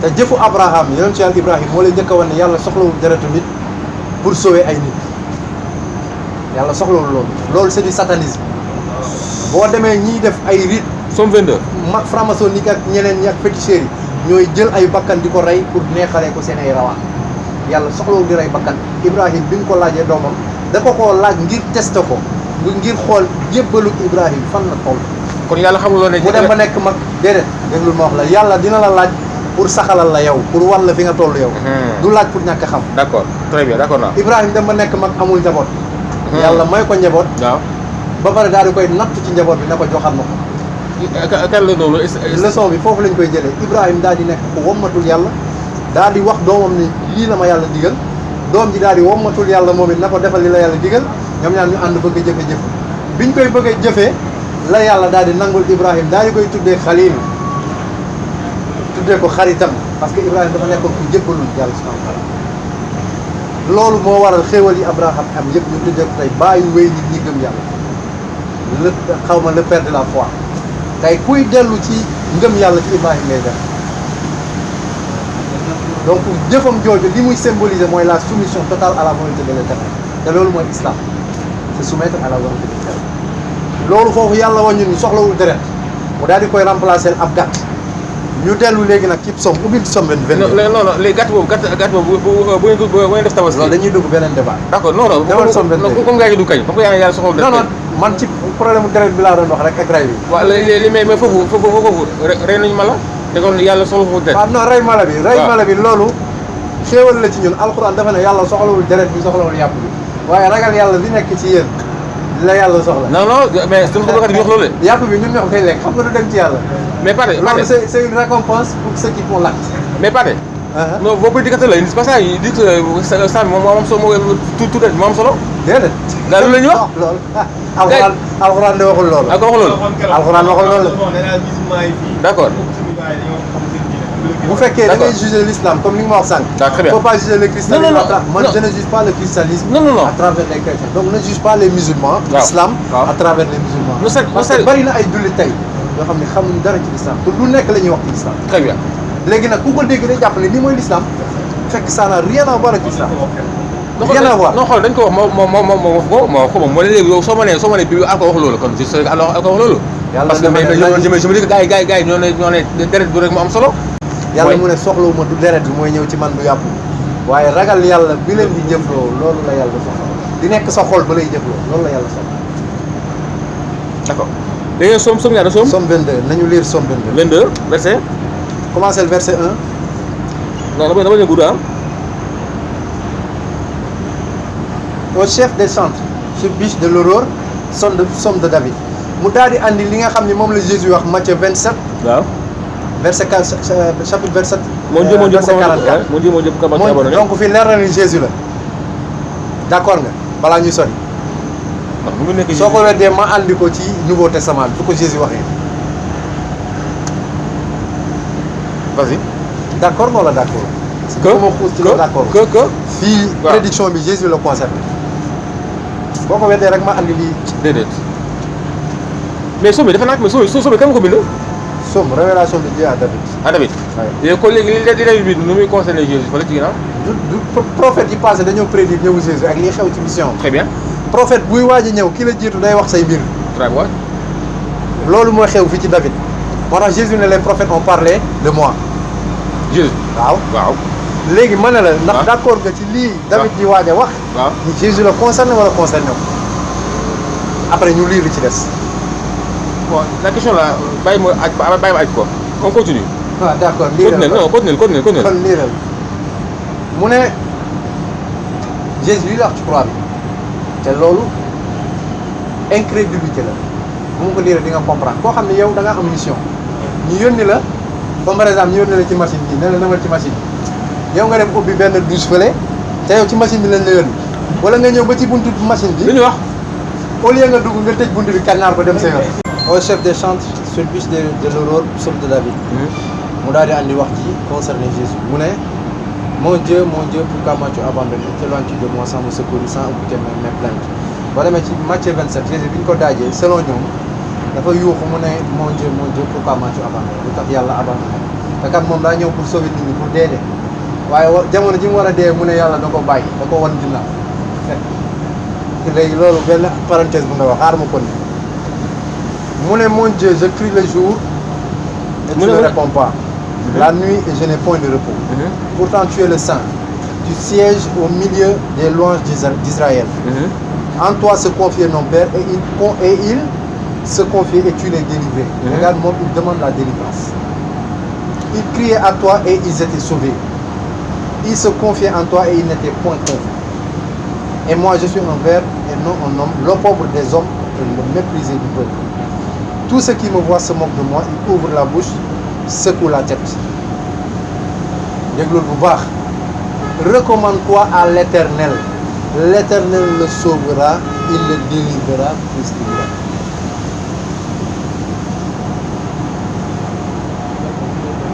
À leer nañ. léegi c'est pas compris. Yàlla mu ne da koy délivrer da koy sauver ndax da koo bëgg. du ko bàyyi ci loxo juif yi pour ñu rey ko. non te boo delloo ci hébreu dama bàyyi ma pare rek. vas-y. bàyyil ma pare rek. vas-y. Jésus Christ bi mu demee dans Luc 22 bi muy julli yàlla lu mu yónnee du benn malaaka ah malaaka bi ñu ne dafa ñëw ku daal di koy dalal te Jésus xam nañ ne ku baax la te yàlla dafa ne ci Bible ñi mu dul nangul mooy bàkkaarkat yi Jésus julli ci Matthieu 26 ak Luc 22 ñaan yàlla pour mu sauver ko ci dee boobu moom dafa ñëw pour dee muy julli pour ñaan yàlla sauver ko ci dee voilà gis nga tanaqud contradiction bi muy julli na ñetti yoon ci guddi ànd ak discipline mooy au montagne de Gethsémani montagne de l'Olivier ñetti yoon la julli te bi muy julli sax ma tënkal la ci lu ndaw dafa doon julli comme jullit ni jël front am teg ko ci jëb yi ci suuf sujjóot benn chrétien bi jullee na mu daal di sujjóot mu ne mon père éloigne de moi cette coupe ba pare mu daal di delloo mbir mi nag ci coobare yàlla. yow fan nga gis ma def mu jullee. su ma paree dinaa ci ñëw xaaral ma ñëw man nee naa lu ma la wax rek naa la jox firnde. d'accord mu daal di ñaan yàlla ñetti yoon dafa njëkk a julli dem fekk disciples yi di nelaw mu yee leen mu ne leen veillez avec moi pour ne pas tomber en tentation. li tax mu tuddee mbir mi tentation parce que du lu baax bu doon lu baax la nga xam ne deewam mooy sauver nit ñi Jésus daf ci waroon kontaan. Judas bi ñuy wax ni moo ko livré sax Jésus daf ko maudire dafa ne il a fait le plus grand péché ab bàkkaar loo xam ne Jésus bàkkaar la ko jàppee naka lay sauver nit ñi ñaareel bi mu ne fallait qu'il ne soit pas né mu ne Judas waru woon sax dugg ndax lu doy waar li mu doon xalaat a def te Bible bi da lay wax ni seytaan moo dugg ci Judas xelal ko pour mu livrer Jésus lu yàlla mooy def loolu ci xel Judas mbiru seytaan ba pare Jésus jàppee mbir mi encore dans Jean 8 40 à 44 ni mbiru seytaane li juif yi ñooy bëgg ko rey mu ne leen yéen jëfu seytaane ngeen bëgg def da ngeen maa bëgg a rey comme ni seen bàyyi Iblis nekkoon rek mësul jàppe mbir mu sell mu julli ñaan yàlla bi muy julli yàlla yónnee ko benn malaaka bu ñëw day bu di ko dalal pour wan ko ni yàlla nangu na sa ñaan waaye Jésus du ñaan yàlla muccal ma Jésus wax na ko sax ci benn verset mu ne qui est-ce qui demandera à son père du pain et il te donnera des cailloux kan mooy ñaan yàlla mburu mu jox la ay xeer waaw mu jox la ay xeer léegi moom mu julli ñaan yàlla mburu yàlla jox ko ay xeer ba mu naan yàlla tu m'as abandonné est-ce que yaa ngi may dégg ma ñëw dégg naa baax xoolal mais pare bi muy julli yàlla yónni benn malaaka pour dalal nga dem nag ci hébreu te dinaa la jox après benn verset clair boo xam ne day wane Jésus kenn musu koo jàpp nga dem ci hébreu ne la xaaral ma liiral la rek mais attends parce que xaaral nga xam ne ci xaaral ci toog ci 22 bi yow nga ne 22 bi nga ne fii David recommande-toi à l'éternel le délivrera ça c'est au futur il le sauvera puisqu'il l'aime. non mais yow Pathé yow foo jëlee versets yi c'est biir Bible non attends xaaral créé wu ma ko nii attends Pathé versets yi waaw nga ne c'est attribué à qui c'est pour protéger Jésus bien sûr comment dama la woon début verset bi xam naa ne après fii nga doon ñëw fi nga ma ne comment dama la woon début verset bi boo delloo ci Bible bi note explicative Somme verset 22 da lay wax ni ça renvoie à Jésus-Christ li may waxee dama ko gëstu balaa may ñëw Jésus kenn mësu ko rey ni ko alquran waxee loolu moo am wa ma qataluhu wa ma salabuhu walakin shubbiha lahum yàlla mu ne on l'a pas tué ni crucifié mu ne moom moo ko élevé il l'a sauvé des mains de ces diables juifs là ça serait ignoble Jésus-Christ ñëw def mission bi noble ay nit jàpp ko rey ko te bi ñu koy rey sax selon ñoom dañ ko futti ba mu set te ñi nga xam dañoo gëm ni yàlla la d'accord attends ku mel ni moom ci la bokk Pathé attends su fekkee évangéliste la mooy yàlla la ñu fàdd dóor ko ay kurpañ fële ci croix bi ba mu dee d'accord Pathé waaw attends man j'ai Luc a ngi nii Luc waaw Luc non dégg nga Matthieu au chapitre 20 waaw d'accord boo jëlee à partir du verset 17 waaw ah ça c'est Jésus qui parle de sa bouche d'accord on te dit ici d'accord dama waxuma dama d'accord ni Jésus la de attends voilà d'accord non Pathé soo paree ma wax Pathé de xoolal xam nga lu xam xoolal ak ñun yéen musulman xam nga bàyyil musulman yi yow Pathé ngay waxal tey bàyyil musulman yi Pathé d'accord xam nga sa problème yow fu mu toll nii xam nga yow laa wax xam nga sa problème waaw yéen vous prenez la Bible yéen vous pensez que vous connaissez mieux la Bible que ñun ñi nga xam ne ñun moom lañ jàng. waaw léegi bu dee ñun dañoo def le contraire yow yaa ñu war a édifier wala ñun ngeen attends mais bu la xoolee man tey gis nga boo waxee dara ci alxuraan tu ne comprends pas wala su ma la xoolee xoolal doo nangu wala boo waxee dara ci alxuraan loolu noonu dama lay ramener vers la source wala ni li nga alxuraan lii la wax oui ma toi comment peux-tu prendre la Bible tu prends tes arguments qui t'avancent qui t'arrangent tu les exploites à fond ba pare yow léegi les autres points qui contradictoires ce que tu dis non. xam nga lan moo tax parce que dafa am njaxas. non parce que xool xam nga nan la ñuy xamee dafa am njaxas. da nga comprendre déglu ma xam nga nan la ñuy xamee dafa am njaxas xaaral ma wax la rek. devant le je prends un témoin. devant le public qui est là que dafa am njaxas. ba attends te man dama la koy prouver. dara nànk rek déglu ma déglu ma bañ nga sori dama la bëgg a wan ni. non allégation mais xaaral parce que léegi juste n'a pas été crucifié il n'est pas mort. moi je donne Matthieu ngi nii Matthieu 20 ngi nii mu ñu ne fii boo jëlee à partir du verset 17 on te dit ici pendant que Jésus montait à Jérusalem il prit à part les 12 disciples et il leur dit en chemin écoute-moi bien là c'est Jésus qui parle il te dit voici nous montons à Jérusalem et le Fils de l'homme sera livré aux principaux sacrificateurs et aux scribes ils le condamneront à mort ça c'est une crise qui prophétise ici d'accord léegi c'est pas inventé mën naa tontu attends et ils le livreront aux païens pour qu'ils se moquent de lui le bac mooy Ésaïe 53 ngeen attends bu ma ko def du ma ko fàtte parce que lii day firndeel ne xoolal que son visage a été défiguré il ne présentait aucune attirance gars yi mënuñu ko xool loolu lay signifié fii on dit ici après ils le livreront aux païens pour qu'ils se moquent de lui le battent aux verges de verge et le sacrifie et le crucifie et le troisième jour il ressuscitera xoolal gis nga lii Pathé ngeen bañ ko ngeen nangu xoolal lii mooy suñu fondement ñun chrétiens yi. léegi mën naa la delloo ci Bible Bible Jésus. non attends Jérusalem. mais c'est lui qui parle ici. waaw d'accord man dama lay dellu ci yeneen verset. D'accord dama la ko wax ne dafa am ay njaxas. xam nga li may wax il faut nga déglu ma. ñi bind Bible bi dafa dañoo am ay pas-pas. déglu rek déglu ma waaw doo ma déglu. Pathé non xoolal may wax nga ma déglu la bàyyi ma wax yow tamit. Pathé attends xoolal xam nga laa bëgg. xoolal dama lay ñaan xam nga laa bëgg. waaw xoolal de grâce xoolal yéen musulmans yi bu ngeen waxtaanee ñu na apportez-nous les vraies versions. waaw léegi dama bàyyi ma wax non xoolal bu leen jël ci Bible ah lu nga xam ne dafay arrangé alors que vous prenez la même Bible là ngeen ñu contredire non soit non soo defee xoolal soit da ngeen gëm entièrement la Bible gëmu leen ko ngeen ñu gëmu leen ko ngeen indi ñu version yu baax yi ngeen xam ne yooyu ngeen gëm mais du ngeen jël li nga xam ne ay yoo xam ne yooyu ngeen yaakaar ne moom lim ñi da leen di contredire moom lay def man dama ko jox verset mu bañ verset yi non bañ ma ko dem di wëri yeneen lu wax jëlul yooyu yéen seen ni non c'est pour la ne bu loolu la nga wax ne li nga xam ne wérul taxawul waaw mais wérul taxawul bàyyi bële kon parce que lii nii li ma wax nii li may jël bu arrangé ma ci seen Bible parce que nee na Jésus deewul nee na Jésus deewul alors que Jésus fii nee na fii day dem Jérusalem dañ koy crucifié te xoolal bu dee troisième jour il va ressusciter léegi il dit que le Coran dit que non il y a pas ça n'a jamais existé léegi dama ne man Bible ci boppam laa la waxaguma sa Coran léegi da may bàyyi ma expliquer Jésus bi mu demee Jérusalem lan la wax juif yi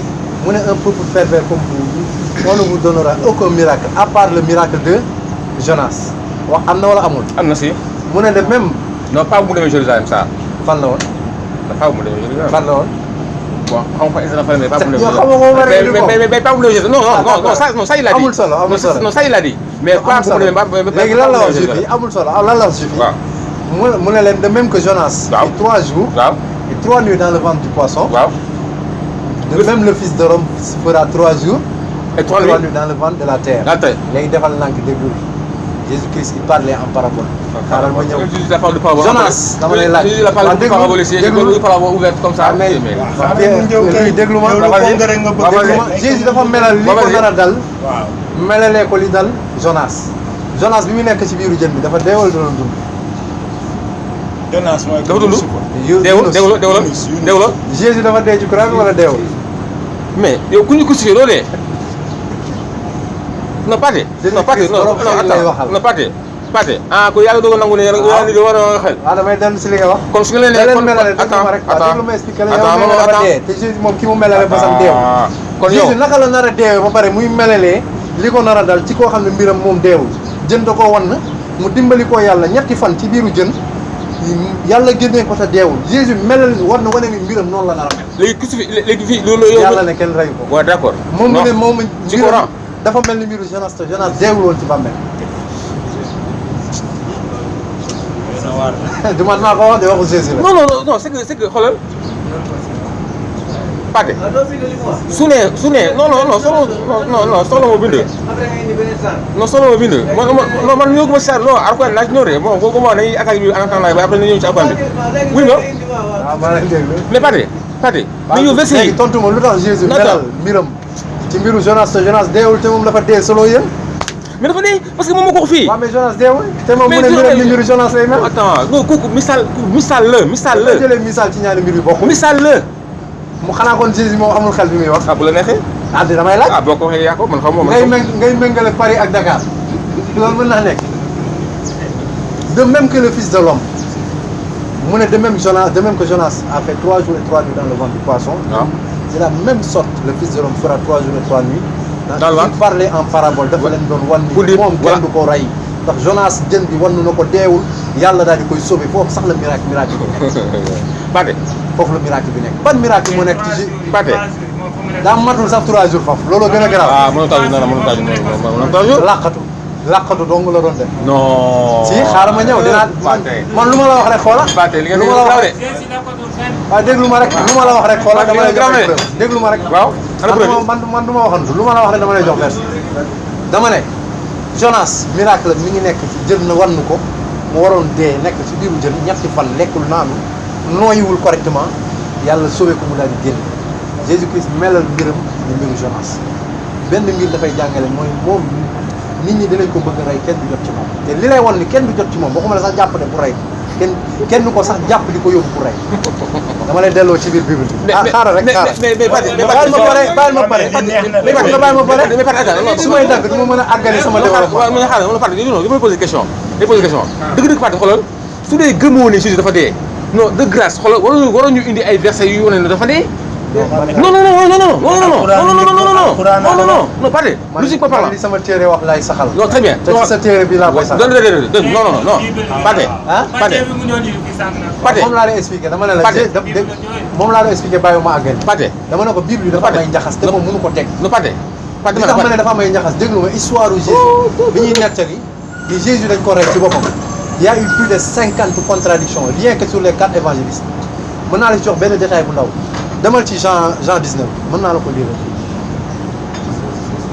tey apôtres yi koy jéem a nettali kenn fekkewu ci déewu Jésus bi ñu ko jàpp ñoom ñëpp a daw dem tëju ñoom ñëpp a daw dem tëju mennum Pierre moo ko xawoon jege te Pierre sax xool li lay wan du Jésus Pierre sax ba ko gars yi ne yow ci nga bokk mun leen man waa ji xaw ma ko te yàlla dafa ne ci alquran c'était un faux semblant moo tax Pierre bu mu xoolee Pierre dina ànd ak Jésus topp ko ñu jàpp ko lan moo tax kon ban sens la mu koy topp ñu jàpp ko bu doon dafa bañ ñu jàpp ko rek dafa ragal mi ànd ak déedéet mais daa ragal su ragaloon mais daa ragal waaw déglul su ragaloon du ànd ak ragal kese la bañ koy laaj su ragaloon day daw comme ñeneen ñëpp mais Jésus loolu la ko wax tëju ci néeg ba attends Jésus loolu ko wax bàyyi ma ñëw Jésus loolu la ko wax avant nga koy jàpp prédiction la Jésus am na lu mu gis lu ñëw très bien tu me renieras 3 fois très bien très bien Jésus wax ko loolu ah mais lu la dafa rëññee dafa ne xamu ko et puis loolu Pierre wax ay waay déglu leen mais loolu la Pierre wax xamu ko mais loolu la Pierre wax déglu ma moo tax mu renier ko man laa lay wax Pierre ba léegi xamul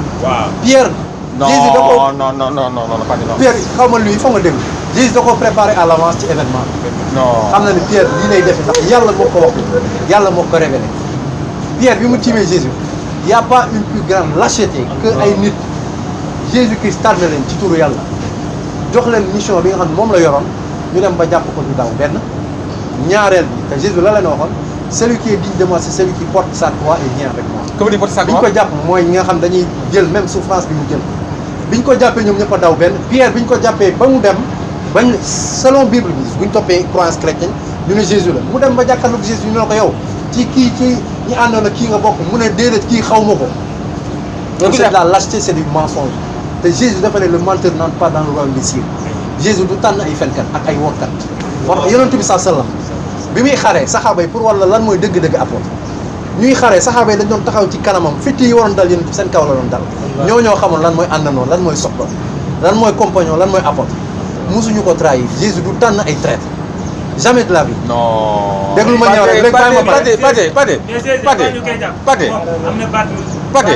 Pathé li ma la wax sànq mooy ci ma yëraat 3 fois avant le communisme Pathé mais loolu da ko prédiction la boo xam ne da ko koo wax wane ni lii la Pierre nar a jëf par rapport ak événement bi nar a xew ci kanamam mais te loolu am waaw loolu am mais loolu am déglu mais loolu am yow Pathé yow comment peux-tu dire que yow noo mën a waxee ne ah waaw que boobu la ko doon xam ne par anticipation parce que xamoon na ne waaw parce que Jésus da ko ne xaw ma. xamoon na ne événement bi bu xewee ba Pierre ak si fii bu ñu ko laajee lii lay wax. mu ne ko Pierre di nga def nangam. te avant loolu di yëg si waxoon na ko. dañuy gën a garaaw avant loolu di ñëw waxoon na ko. ba léegi man maa ngi ci taxi rek. non mais pourtant lii dafa concret nag lii. waaye dana ko waaye dana ko texte bi dana ko texte bi mais bii nag. léegi lan lay def bi nag. ñu lire texte la mais liiral hébreu déglul hébreu chapitre 5 verset 7. ubbil hébreu. lii. Celui qui dans les jours de sa chair ayant présenté avec des grands cris et avec des larmes de prière et des supplications à celui qui pouvait le sauver de la mort ayant été exaucé à cause de sa piété. Bible bi moo wax lii Jésus bi muy julli dans Luc 22 da doon jooy ñaqam mel ni ay grumeaux de sang. Hébreu ne bi mu jullee ñaan yàlla pour yàlla sauver ko ci dee boobu yàlla da koo sauver ndax dafa nekk ku ragal yàlla ayant été sauvé exaucé à cause de sa piété Bible bi moo ko wax du sama waxu bopp. wax fa la. Hébreu 5 verset 7. Hébreu 5 7. waaw. Hébreu 5 7.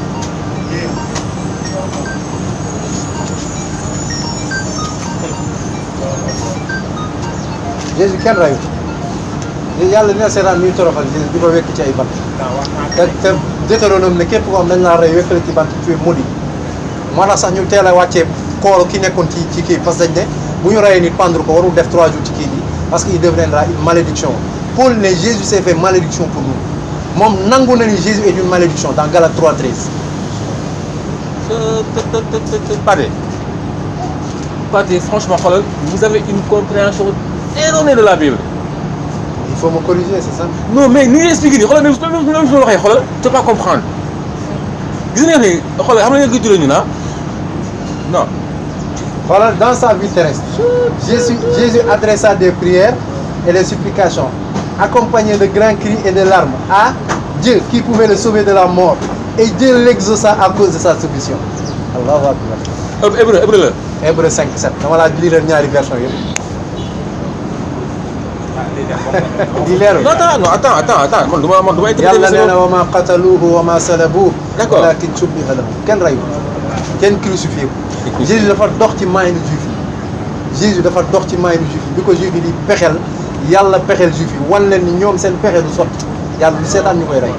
naa ko kii de si ay jamono. yàlla du seetaan ñuy rey Jésus Christ. te ñoom li ñu gëm. Une question. te ñoom li ñu gëm dañoo gëm. Une question. Man, je voulais poser une question. Parmi les prophètes, quand Jésus-Christ, est-ce qu'à mon avis, il y a un prophète qui Bien sûr. Bien sûr. Sauf qu'à la différence de Jésus-Christ. Où est la différence? Jean-Baptiste, xam nga dañ ko rey. Voilà. Mais Jean-Baptiste, est-ce que dafa ñëwoon pour ñu rey ko? Déedéet. Jésus-Christ musul ñëw mission musul nekk ñëw pour rey ñu rey ko musul nekk loolu. amul benn prophète de l'Ancien Testament boo ma mën a génneel bu prédire Jésus-Christ nar a ñëw ni dañ ko war a rey loolu mooy mission loolu ma ne la c'est un défi que je lance au monde chrétien ça n'existe pas. Pate, encore une fois, vous avez une compréhension erronée, d'accord, mais il faut me corriger. Non, parce que même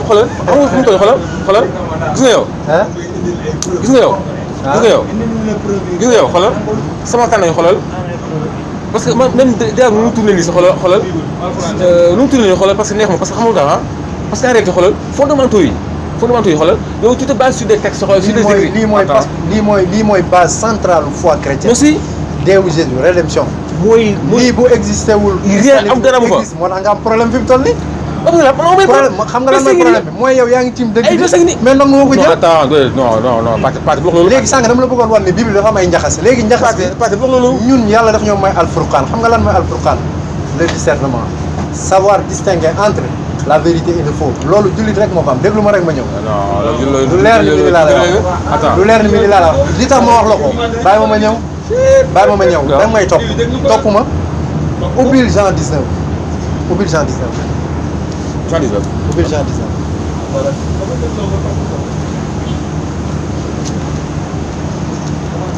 non mais non pare dëgg ubbil Jean 19 rek ah Jean 19 waay verset waaw moom di ko fi ñu wéral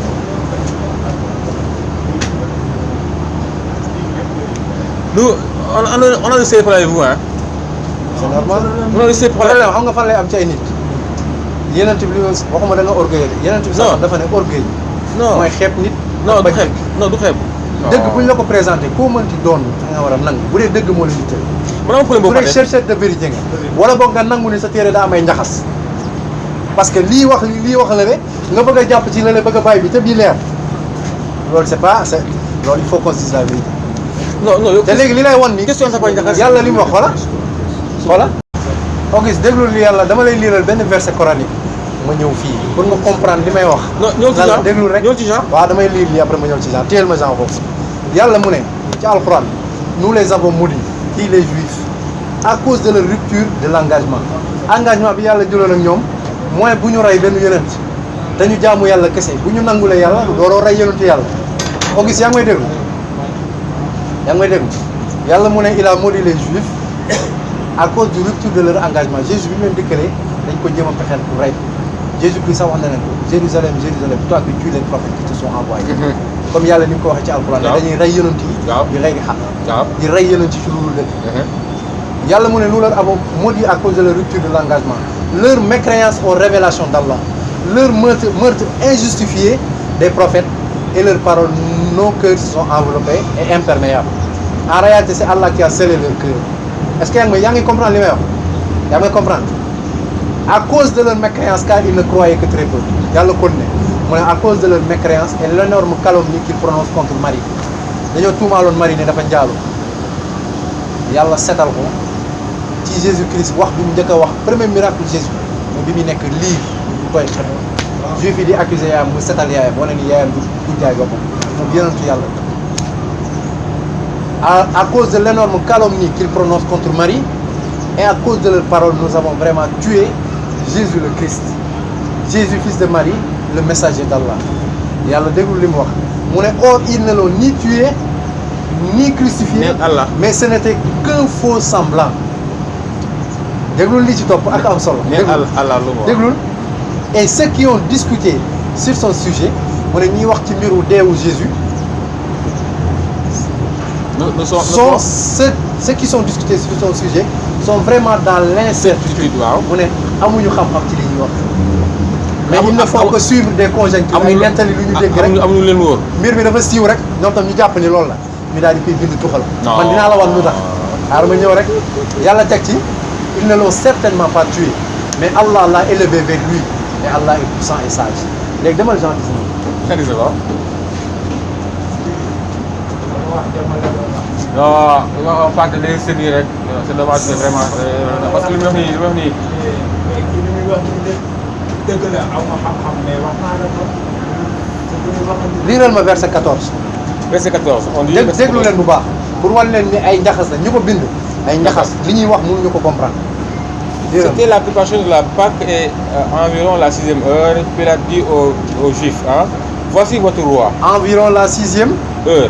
Donc à la 6e heure, Jésus était encore chez Pilate. Demal ci Marc 15. Demal Marc 15. Demal rek muñal rek nga dem. Ne pas de. Demal rek nga leen pas de. Boo su tàcc c'est koo xam ne yow bi ñuy jàpp Jésus da ngaa daw noo mën a nettalee bi xew. da ngaa daw làqu ba ñu ne selon Bible bi sax bi Jésus ressuscité. dañ fekk ci benn néeg ñoom nan lañ mën a nettalee après di xew te ñoom fekkee wu. Marc ñaata la. Marc 15. Marc 15 wala c'est. verset 24 à 25. déglul bu baax fële 6e heure la ñu wax. déglul waxal liiral. Ils le crucifièrent hein, et se partageaient ses vêtements en tirant au sort pour savoir ce que chacun aura. C'était la 3e heure. C'était la 3e heure. Quand ils le crucifièrent. déglul c'était la 3e heure quand ils le crucifièrent. waaw c'est-à-dire Marc nee na 3 heures avant par rapport à Jean Jésus crucifié nañ ko ba pare. Jean nee na la à la 6e heure 3 heures de temps après Marc bi mu waxee ne rey nañ Jésus ba pare Jésus mi ngi woon ci Pilate kan mooy wax dëgg ci ñoom ñaar. moo tax yàlla ne ceux qui discutent à son sujet sont dans l'incertitude xamuñu li ñuy wax.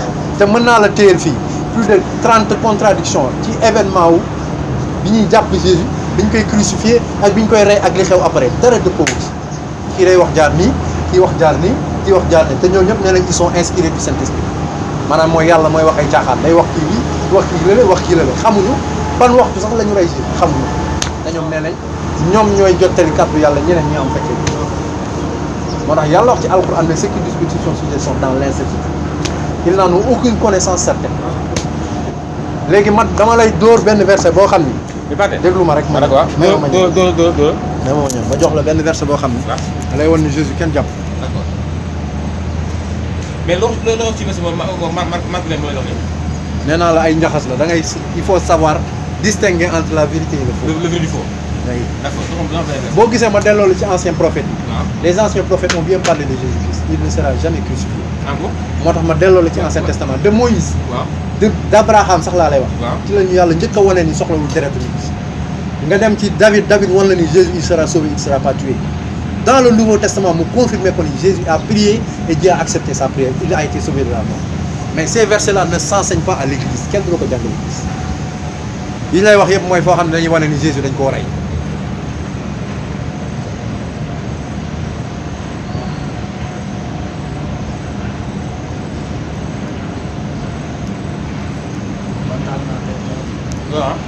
parce que dama écrasé temps yi passé quoi. déedéet waay écrasé baaxul bi écrasé quoi. parce que xam nga lu tax ma kontaan. dama daan waxtaan ak moom. te du ma gëndil ay preuve. waaw macha allah dëgg la ma ne ko man dëgg la de. jàngam gumba laa jàng de. dëgg la li ma lay wax li mu doon kàttanu yàlla képp ku jàng bu ñëwee li ma la wax du ko wéet. mais nag moom Oustaz Mendy Mouhamad moom Mendy tamit Touré kontaan naa waaw. woo na la mais mënu la argumenté lii bokk bi argumenté tout le temps non mënul moo tax ma la expliqué non kii apparemment apparemment gis nga verset bi gëstu la waaw verset bi waaw man la kuy wut dëgg boo ko liiree ban la lire alxuraan di nga xam ne kenn jàppul Jésus demal Jean 7 allahu akbar Jean 7 verset verset 33 34 35 islam rek mooy dëgg te islam mooy diine Jésus diine Abraham diine Moussa diine mboolem yonent te mën naa ko firndeel ci bible bi demal ci verset 33 34 35 lire affaire bi dama la ji la bëgg. Jean 7 verset 34 à 33 commencez le verset 33 Jésus dit ah je suis encore avec vous un peu de temps ah puis je m'en vais vers celui qui m'a waaye envoyé mu ne dina dem ci yàlla de kon nag vous me chercherez hein vous me chercherez waaw et vous ne me trouverez pas vous ne me trouverez pas kon nag et vous ne pourrez venir là où je suis Allah mu ne leen di ngeen ma wër te du ngeen ma gis ndax fu may dem mënu leen fa ñëw Allahu akbar Allahu akbar bi nga wax wér na.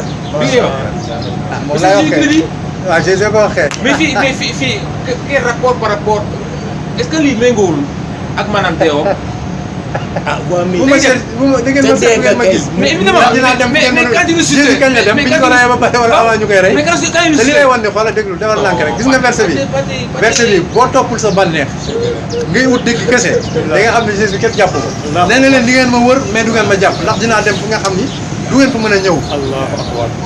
waaw loolu après ça resserré kii nii. di ngeen ma wut te du ngeen ma jàpp boobu bu dee Jésus bu dee dañoo considéré dañ koo jàpp rey nañ ko kon jàpp nañ ko te Jésus nee leen du ngeen ma jàpp mais attends non Jésus après kii dinaa def fi nga xamante ne Bade waaw déglu ko mais chapitre 30 chapitre 7 verset 30 fii mais xoolal gis nga verset boo ko léegi xoolal da ngay jël 3 à 4 verset ci kanam liireel sax 10 arrière d'accord ma lay mais fii ñu ne fii xoolal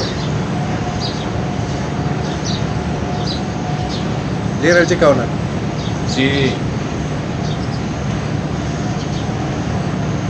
li ma wax kenn mënu ko teg leer laa la wax église bu ma dugg pasteur bu ma dugg tegal le verset bi cependant mu wut ngay def parce que non non doone mu kan doone mu léegi nag kii wutul dëgg non doone kii wutul dëgg non non non moo fay nekk naan non yéen nangu leen bible bi yéen nangu leen lii mais sa bible lañ la tegal looy bañ nangul parce que lii sa bible la nekk Jésus nee na leen di ngeen ma wër mais du ngeen ma gis du ngeen ma jàpp ndax dinaa dem foo xam ni lan la leen njëkk a wax je vais vers le Père qui m'a envoyé mu ne day dem ci yàlla yàlla bu mu nekk ci suuf si la nekk wala kaw asamaan kaw la saxal moo tax yàlla ne moom moo ko yëkkati mu leen di ngeen ma wër may du ngeen ma gis ndax fa may dem mënu leen fa ñëw juif yi dañoo mën a yëg kaw asamaan mënuñu ko jazakallah xayran jaza wax naa ko ko. mënuñu ko wallaahi dëgg la. nangu bu nekkoon si alxuraan la nekk sax mais si bible la nekk si bible moo wax la sa bible moo ko wax congrès dafa léegi li ma la laaj sànq tontu woo ko de dama ne la entre Jean ak entre Marc kan moo wax dëgg ci waxtu bi ñu rey Jésus balaa ñuy ñëwaat fii kii nee na 6e heure Jésus ñu woon ci Pilate 3 heures avant Marc nee na crucifié nañ kan moo wax dëgg yàlla moo wax dëgg de yàlla nee na li ñu wax yëpp amuñ ci xam-xam ndax fekkeewuñ sax la xew dañoo dawoon donc fu mu toll nii xoolal werante woo maanaam waxtaan woo ci déew Jésus mais xool da nga went ci heure am heure bi ñu ko rey. déedéet déedéet dama la jox déedéet bul andi bul andi bul tali déglu ma déglu ma ma waxal li ma waxoon balaa ngay transformé sama wax dama ne la ñii wax waxu déewu Jésus amuñu ci lu leer dañuy nettali li ñu dégg li ñuy nettali nag dafa am ay contradiction yàlla wax ko ci alquran ma wan la firnde li yàlla wax ci alquran ni li ñuy nettali amuñ ci science certaine dañoo dégg rek di nettali ndax ñoom fekkee wuñ dañoo daw mën naa la jox verset bi wane ne bi ñu ko jàppee ñoom ñëpp a daw. léegi yow verset bi nga ne fii kon bii mooy si ngeen quoi lire ko 120 fois li nga gis rek ngay gis. d'accord vous me chercherez mais vous ne me trouverez pas. mais évidemment mais quand il ressuscite il est aussi actuellement. dama leen mais il est aussi mais actuellement gis. actuellement kan ko gis. léegi jox ma benn verset xaaral c'est simple bàyyi ma dimbali la rek jox ma benn verset buy wane ni Jésus gannaaw bi mu ressuscité juif yi wër nañ ko jox ma benn verset. mais ni ñu koy wëree parce que ko gis wax na nañ ko. waaw yow yaa kii nee na après bi ñu ko ressuscité jox ma benn verset. mais ni ñu koy wëree. ah nan lañ koy wëree parce que nee nañ bu ma tuddee pas nan lañ koy wëree. non dama ne la jox ma benn verset. waaw da nga ne kii dafa ne. gannaaw bi ñu ko ressuscité lay wax. waaw kon dama jox verset bi firndeel ni. non après résurrection bi la. non bi parce que man lii may wax bi avant la lii avant waaw léegi. bi waaw xaaral léegi bu fekkee avant la. waaw dégg nga loolu. waaw su fekkee avant ñu koy reyal. waaw Jésus nu ngeen ma gis kon nan lañ ko jàppee ba rey ko. dëgg la kon question bi loolu la. Fadi defal naa Fadi gis nga yéen dëgg mais ki nga rey mooy ki nga gis. mais ki nga may gis ma mënoo ko rey. bismillah. salaamaaleykum. waaw di waxtaan waaye dama nekk Tëngéej nii baal ma de maa ngi jégal. Ousseynou la tudd Ousseynou. boo demee ci masjid bi da ngay laaj ci Ousseynou rek moom mooy toog foofu ñu ataaya. aywa bàyyi ba timis nag boo julee timis di nga ko gis mu toog fi ñu ataaya na. aywa barakallah salaamaaleykum. Voilà, fait. Donc ça peut être verset 30, mais on te dit ici, hein. Il cherchait donc à se saisir de lui, hein. dégg nga. Et personne ne mit la main sur lui, hein. Allah. Attends. Parce que son heure. Parce que heure, bu ñu ko war a jàpp pour rek bu mu jóg ci kaw. waaw mais d'accord ñëwagul. léegi d'accord waaw d'accord léegi dama ne. ñëwagul heure bi ñëwagul. dégg nga da ngay boo defal ndànk heure bi ñëwagul da ngay continuer waaw lecture bi pour comprendre contexte D'accord. heure lan lay wax. D'accord. heure demam lay wax waxul heure lay waxul loolu de. L'heure de sa mort. lire ko foofu lire heure de sa mort foofu. Plusieurs parmi la foule crurent en lui et il disait. Le Christ, quand il viendra, fera-t-il plus de miracles? verset 30 laa la wax. li nga doon lire léegi lii laa ko. Attends. Mais fii waxuñu fa heure. Xoolal. yow daal yaa ngi wax heure de mort. Attends. ma ne la du heure de mort. Attends. Heure de mort la. waaw mais lire heure de mort foofu. te li lay wan ne xoola li lay wan ne Jésus mission am day bokk ci. demal Jean 17:4. Attends. Jean 17:4 Jésus dafa la wax ni xoola moom pare na mission am fekk boobu xaajagul bañ koy rey. Yaa ngi seet. Jean 17:4. Par yow tu es intéressant quoi. c'est intéressant kay. Islam moo intéressant. Jean 17 verset 4. déglul liiral.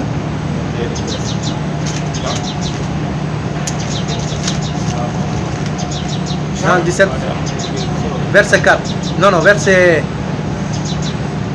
attends balaa may ji. Yaa ngi seet.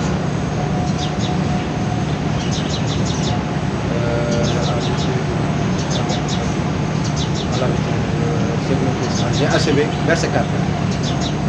Ouais. liiral. Je t'ai glorifié sur la terre, j'ai achevé l'œuvre que tu m'as donnée. gis nga mu ne màgg mu ne yàlla màggal naa la ci kaw gi. Glorifie-moi pour que je sois. déedéet ba lii la ngaa romb li ma bëgg gars yi dégg de. Ah. j'étais glorifié sur la terre. waaw. lan moo stop. bu ñu wax ko loolu nekk gars yi wàcc nañ suba leen koy liggéey. j'ai achevé l'œuvre que tu m'as donné à faire. Alors Willy. Willy gars yi. grand nom de Augustin Auguste wuy Auguste. waaw. islam mooy dëgg. gars yi fa lañ jógee léegi naan def tàng. suba rek daal. gars yi ñibbi nañ ñëpp gars yi ñibbi nañ moom élément bu ko liggéey wax ji dafa yomb gars yi sama gars yi. fan laa mën a tuuree nag. baal ma tuur la. sama gars yi dem sama gars yi ils sont partis de nee nañ suba rek. ok.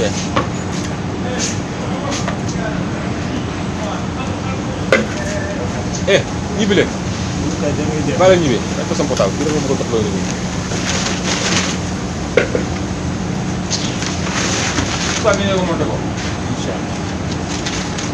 donc dama ñëw de man dinaa jot Isma bu ma ko jotul sax dinaa jot papa dinaa ko wax. bu subaa day yàgg mais luy bu subaa bu nu mun teree rek ñu dem wala. waaw bu ngeen di wax bu ngeen demoon ci biir la. waaw bu ci biir xam nga demoon dama. mais du mën a bëri suuf. donc. li passé dina mën a taal suuf. moom daal ko. déedéet loolu bi rek la teel a. bu fekkee ñoom pare parce que affaire bi dañ koy def comme ni ñu ko defoon dañuy bëreeti waat def suude waat ba pare dóoraat. mais fan ci suuf wala ci kaw la ci biir. gis nga boo yëgee si kaw. mooy porte bu mag bi ñu branché affaire bi nii mooy si kaw. waaw. voilà mooy kii bu mag bi nga xamante ne. suuf la ñu commencé. waaw si suuf la ñu commencé di ko si kaw waaw. mooy foofu ñu daan jaaree. des fois dañuy tegee alors dënd mooy manqué bu roo bu ngand bi. xam nga foo nga tëj fi pour mën a lal ay kii. mais est-ce que la foofu tànk ñu ne ma pour tànk la. wallaay duñ la. en tant que. yaa tànk di day wallaay. man kay maa dugg teg sama loxo. suba daal di tànk.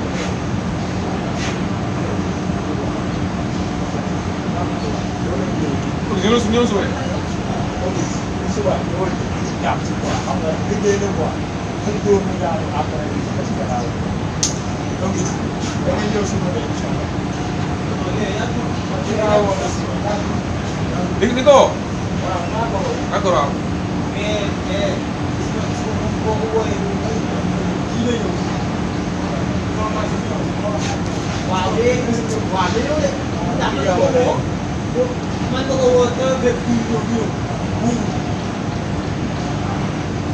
lii la yoon ndax maanaam fee ñaar dugg mënu ko de ñaar dugg mënu ko. non obis la yi ngeen ñëw la ko nga ñëwee di nga ma ko defal. il faut ñaaray dugg kenn taxaw si biti mais dañuy wàññi bagage bu ñëw ba teg si buntu bi ñaar dugg. dugg na fee su tànk ñu sori tànk ci biir. waaw ñu doon ci ñoo àndoon waaj loolu ñu ngi ah ba gars moom ñu ngeen kii noonu kooku dem leen ki ngeen ku demoon kii bi. waaye loolu gis naa ko mais xaw ma turam.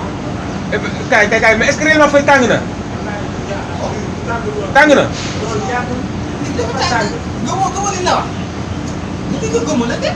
kii laaj na Mbaye Gueye tàng na wala tàngul bu naka tàng na man maa dugg teg sama loxo sa loolu bi mu ngi rek lii man ñoom dañ laa bëgg lu ma ci jot moom du ma jot bu jaay wala léegi moom yéen a bu nekkoon ne bu suba du ma. waaye nee na day woo am di jamono ko woo ko. bu dee day wax day woo am di jaay. waaye da woo amal yi day ko dafa tàng bu jaay wala man di yàlla ak dinañ gis liggéey ñaan di bañ a liggéey loolu dinañ ko def xam nga da liggéey bi yàq bàyyi ko na woo Fall woo moom. loolu dafa tàng du liggéey rek lañ bëgg xanaa kii la wax loolu. milliard. yàgg na loolu liggéey fii wàcc dem toog seen kër war a toog ñu woon. ñu woo ñëw liggéey si. kon ñoom waruñoo wax lu sànq dañuy pause bi ne non non du pause en tout cas kan naan ànd. dafa lu koy pause loolu sànq. sànq bi ñu monté fële. waaw loolu la waxoon doo leen pause. dafa lu ñu pause. nit lay waxaay tant que monté ko lii leen monté nii dama duñ pause waaw. yow bu ma xamul ne ñoo pause. wallaay Azim loolu la wax parce que xam nañ loolu la wax. mais milliard dafa yebate. déedéet non tout sauf ça mën ngeen wax lu nekk comme leen pause yow leen ko daal nee na mënul dégg loolu lii la wax. mais milliard dañ ko milliard loolu la wax. lii la wax te man du ma weneen lii la wax. D'accord. leen pause tant que ñu pare. d'accord. le seet sàmm si day ñëw def. macha allah. dafa ne danaa ñëw wax le seet dimanche. sama borom baax la de. et Pathé. waaw. collègue ko soo affaire mu ne tànn léegi borom baax nga rek. ah. ma ne ko borom baax nga rek. c'est parti. non mais gis naa ne. mais gis naa ne. programme nga ñam kër ga. nga toog kër ga.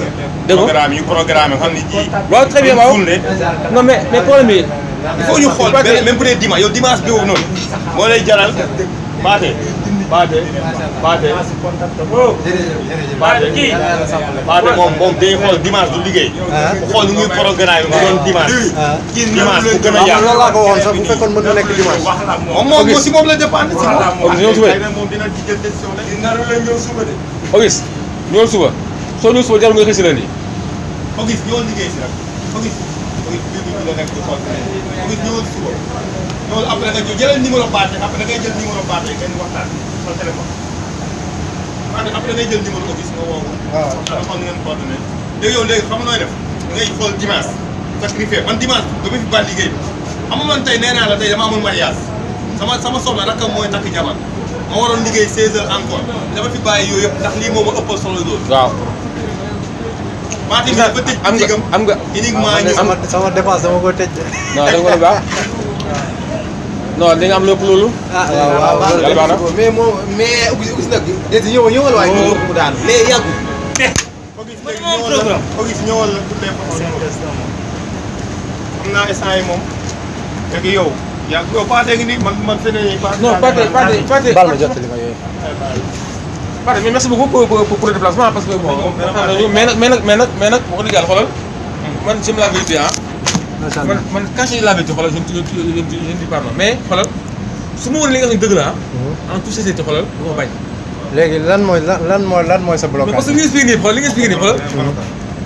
moi je parle encore parce que C'est pas de. parce que pour moi. La prochaine fois. ok merci waay. jox ma sa numéro. Mon numéro 77.